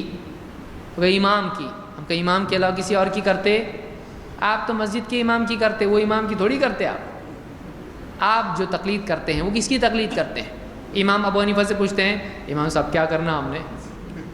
نہ امام ابو حنیفہ سے آپ پوچھتے، نہ امام ابو حنیفہ کی کوئی کتاب آپ کے پاس ہے جو آپ پڑھتے، تو پھر آپ کس سے پوچھ رہے ہیں؟ آپ تو اپنے مسجد کے امام کی تقلید کر رہے ہیں، اور نام کس کا خراب کر رہے ہیں؟ آپ نام لے رہے امام ابو حنیفہ کا، اور تقلید کس کی کر رہے ہیں؟ آپ کو تو پتہ بھی نہیں امام ابو حنیفہ نے کیا کہا۔ آپ کو معلوم ہے؟ آپ کو مطلب میں ان کو کہہ رہا ہوں، جو آپ بولیں گے کیا چل رہا ہے ہم کو، آپ کو بول رہے ہیں، ہم تو نہیں کر رہے ہیں، خواہ ہم کو ڈانٹ رہے ہیں۔ جو آدمی تقلید کرتا ہے کیا اس نے دیکھا امام ابو حنیفہ نے کیا کہا یا کیا لکھا؟ نہیں، تو کس کی بات مان کے چل رہا ہو؟ وہ کیسا کرتا؟ مولانا کیا کرنے کا ہے مسئلے میں؟ تو مفتی صاحب عالم صاحب بتاتے ہیں دیکھو ایک کام کرو، ایسا ایسا کرو، جا کے سیدھا کر رہا ہے۔ وہ کس کی تقلید کر رہا ہے؟ تو وہ تو اس کا مقلد ہے۔ اگر اس کا نام امام صاحب کا احمد ہے تو یہ احمدی ہے، یہ احمدی ہے۔ وہ امام ابو حنیفہ کا مقلد کہاں سے ہوا؟ اس کو جو سمجھ میں آتا ہے بولتا ہے امام صاحب ہمارے گھر میں رشتہ دار بہت زیادہ ستا رہے ہیں اور فاتحہ دینے بول رہے ہیں، کیا کروں؟ بولتا ہے جا خالی اللہ سے دعا کرے اللہ ان کو ہدایت دے، اور سامنے جو بھی میٹھا واٹھا ہے رکھ، لیکن دعا کس سے کر؟ اللہ سے کہ اللہ ہدایت دے۔ امام ابو حنیفہ کا فتویٰ ہے یہ؟ نہیں ہے۔ کیوں؟ بولے اجتہاد، یہ ان کو دعوت کے لیے قریب کرنا پڑے گا۔ اچھا، یعنی آپ کو اجتہاد کرنے کی بھی صلاحیت ہے اور آپ مقلد بھی ہیں، واہ، دونوں چیزیں جمع۔ آپ سنت بدعت کے اصولی مسائل میں اجتہاد کر رہے ہیں اور فقہی فروعی مسائل میں آپ کے اندر صلاحیت نہیں اجتہاد کی، اس لیے آپ تقلید کر رہے ہیں۔ کتنے لوگ ہیں آپ دیکھیے جو لوگ گھومے ان کو معلوم ہے یہ حکمت ہے کہ نہیں ہے۔ بریلوی علاقے میں جو آدمی جائے گا وہاں پہ کیا کرتا ہے؟ اب فاتحہ دینے کے لیے آئی، اب اس کو نکالنا ہے کچھ دنوں کے لیے اپنے ماحول سے باہر، ٹھیک ہے دے دو، امیر صاحب بولتے دے دو فاتحہ، اللہ سے دعا کرو، فاتحہ مت دو لیکن کیا کرو؟ دعا کرو کچھ تو، اور اس کو قریب کرو۔ تو ایسے حکمتیں اجتہاد ہے، یہ حکمت نہیں ہے، یہ اجتہاد ہے۔ آپ نے اجتہاد کیا، ایسا کرنا جائز ہے، تو آپ مقلد بھی ہیں اور مجتہد بھی ہیں۔ ہم متبع کیوں نہیں ہو سکتے؟ تو ہمارے نزدیک اصول و فروع سب میں اتباع ہے۔ کتاب و سنت کی روشنی میں جو بات بھی ثابت ہے ہم اس کو مانتے ہیں۔ آپ بتائیے کتاب و سنت، آپ بھی بتاؤ، مقلد حضرات بھی اگر کوئی بات بتاتے ہم مانیں گے اس کو، کوئی مسئلہ نہیں، لیکن ہونا کیسی چاہیے؟ کتاب و سنت کی روشنی میں بات صحیح ثابت ہونا چاہیے۔ آپ بتاؤ، آپ کی کوئی بھی بتاؤ، آپ کی بات ہم مانیں گے، عالم بھی بتایا تو مانیں گے اور غیر عالم بھی بتایا تو مانیں گے۔ آپ کے ذہن میں ظالم لفظ آ رہا ہے، کوئی غیر عالم بھی ہوگا تو ہم مانیں گے، لیکن دلیل کے مطابق بات ہونا چاہیے۔ تو آج کے لیے اتنا کافی ہے۔ ایک اور چیز بچی ہے اس میں، بچوں کا دور قریب آ رہا ہے، اور جو ہمارا بچوں کے لیے جو کورس ہوتا ہے گرمیوں کے موسم میں، چھٹیوں میں، اپریل سے لے کے جون تک، 21 اچھے سے یاد رکھیں اس کو، 21 اپریل سے 1 جون تک بچوں کا ایک کورس شروع ہو رہا ہے، اور وہ یہاں پر رہے گا اقصی مسجد میں لڑکوں کا، 11 بجے سے لے کر 1 بجے تک، اور یہاں پر ان کو دینی کی تعلیم دی جائے گی، اور اس کے بعد ان کے کھانے کا بھی انتظام ہوگا، اور کھانے کا مطلب چھوٹا موٹا، ہاں کھانے کا انتظام ان کا ہوگا یہاں پہ، اور خواتین کا بھی ہوگا صفہ لائبریری پر، اور وہیں پر بچیوں کے لیے بھی، چھوٹی بچیوں کے لیے بھی تربیت کا نظام رہے گا۔ تو یہ کب سے شروع ہو رہا ہے؟ 21 اپریل سے۔ اس بارے میں مزید انشاءاللہ مشورہ اتوار کو بھی ہوگا انشاءاللہ۔ تو اس کے یہ فارمز ہیں، یا آپ فارمز لے لیں اور اس پہ بچے وغیرہ کا نام لکھ کے، اپنا نہیں بچوں کے نام لکھ کے آپ فارم جمع کر دیں۔ ان کا فوٹو جمع کرنا ہے آئی ڈی کے لیے، ایک اس کا بچے کا فوٹو بھی ہونا چاہیے، ایک کی بجائے 2 ہوں تو زیادہ اچھا، فارم پہ بھی اس کو لگا دیں گے، اور اس کو آئی ڈی بھی ایک بنانا پڑے گا کہ اگر بچہ کھو جائے، پڑھاتے پڑھاتے لکھ رہے ہیں وہاں پہ استاد اور وہ نکل گیا باہر اور اس کو ڈھونڈ رہے تو کس کا بچہ سمجھ میں نہیں آ رہا ہے، تو اس کی آئی ڈی اگر ہوگی تو اس پہ اس کا فوٹو ہوگا، اس کے والد صاحب کا نام ہوگا، اس پہ نمبر ہوگا، کانٹیکٹ نمبر ہوگا، تو کسی کو بھی مل گیا آپ کا بچہ تو وہ پہنچانے کے لیے آسانی ہوگی۔ تو آئی ڈی کے لیے 2 فوٹو بچے کے، اور یہ فارم ہے، اس کو آپ لے جائیں، کس کے پاس سے لیں گے؟ یہ فارمز ہیں، یہ فارمز آپ لے لیں اور فارم بھر کے ابھی دیتے ہیں تو بہت اچھی بات ہے، یا اتوار کو آپ جمع کرا دیں۔ لڑکے لڑکی دونوں، خواتین کا الگ ہے، یہ بچے بچی دونوں کے لیے فارم ہے۔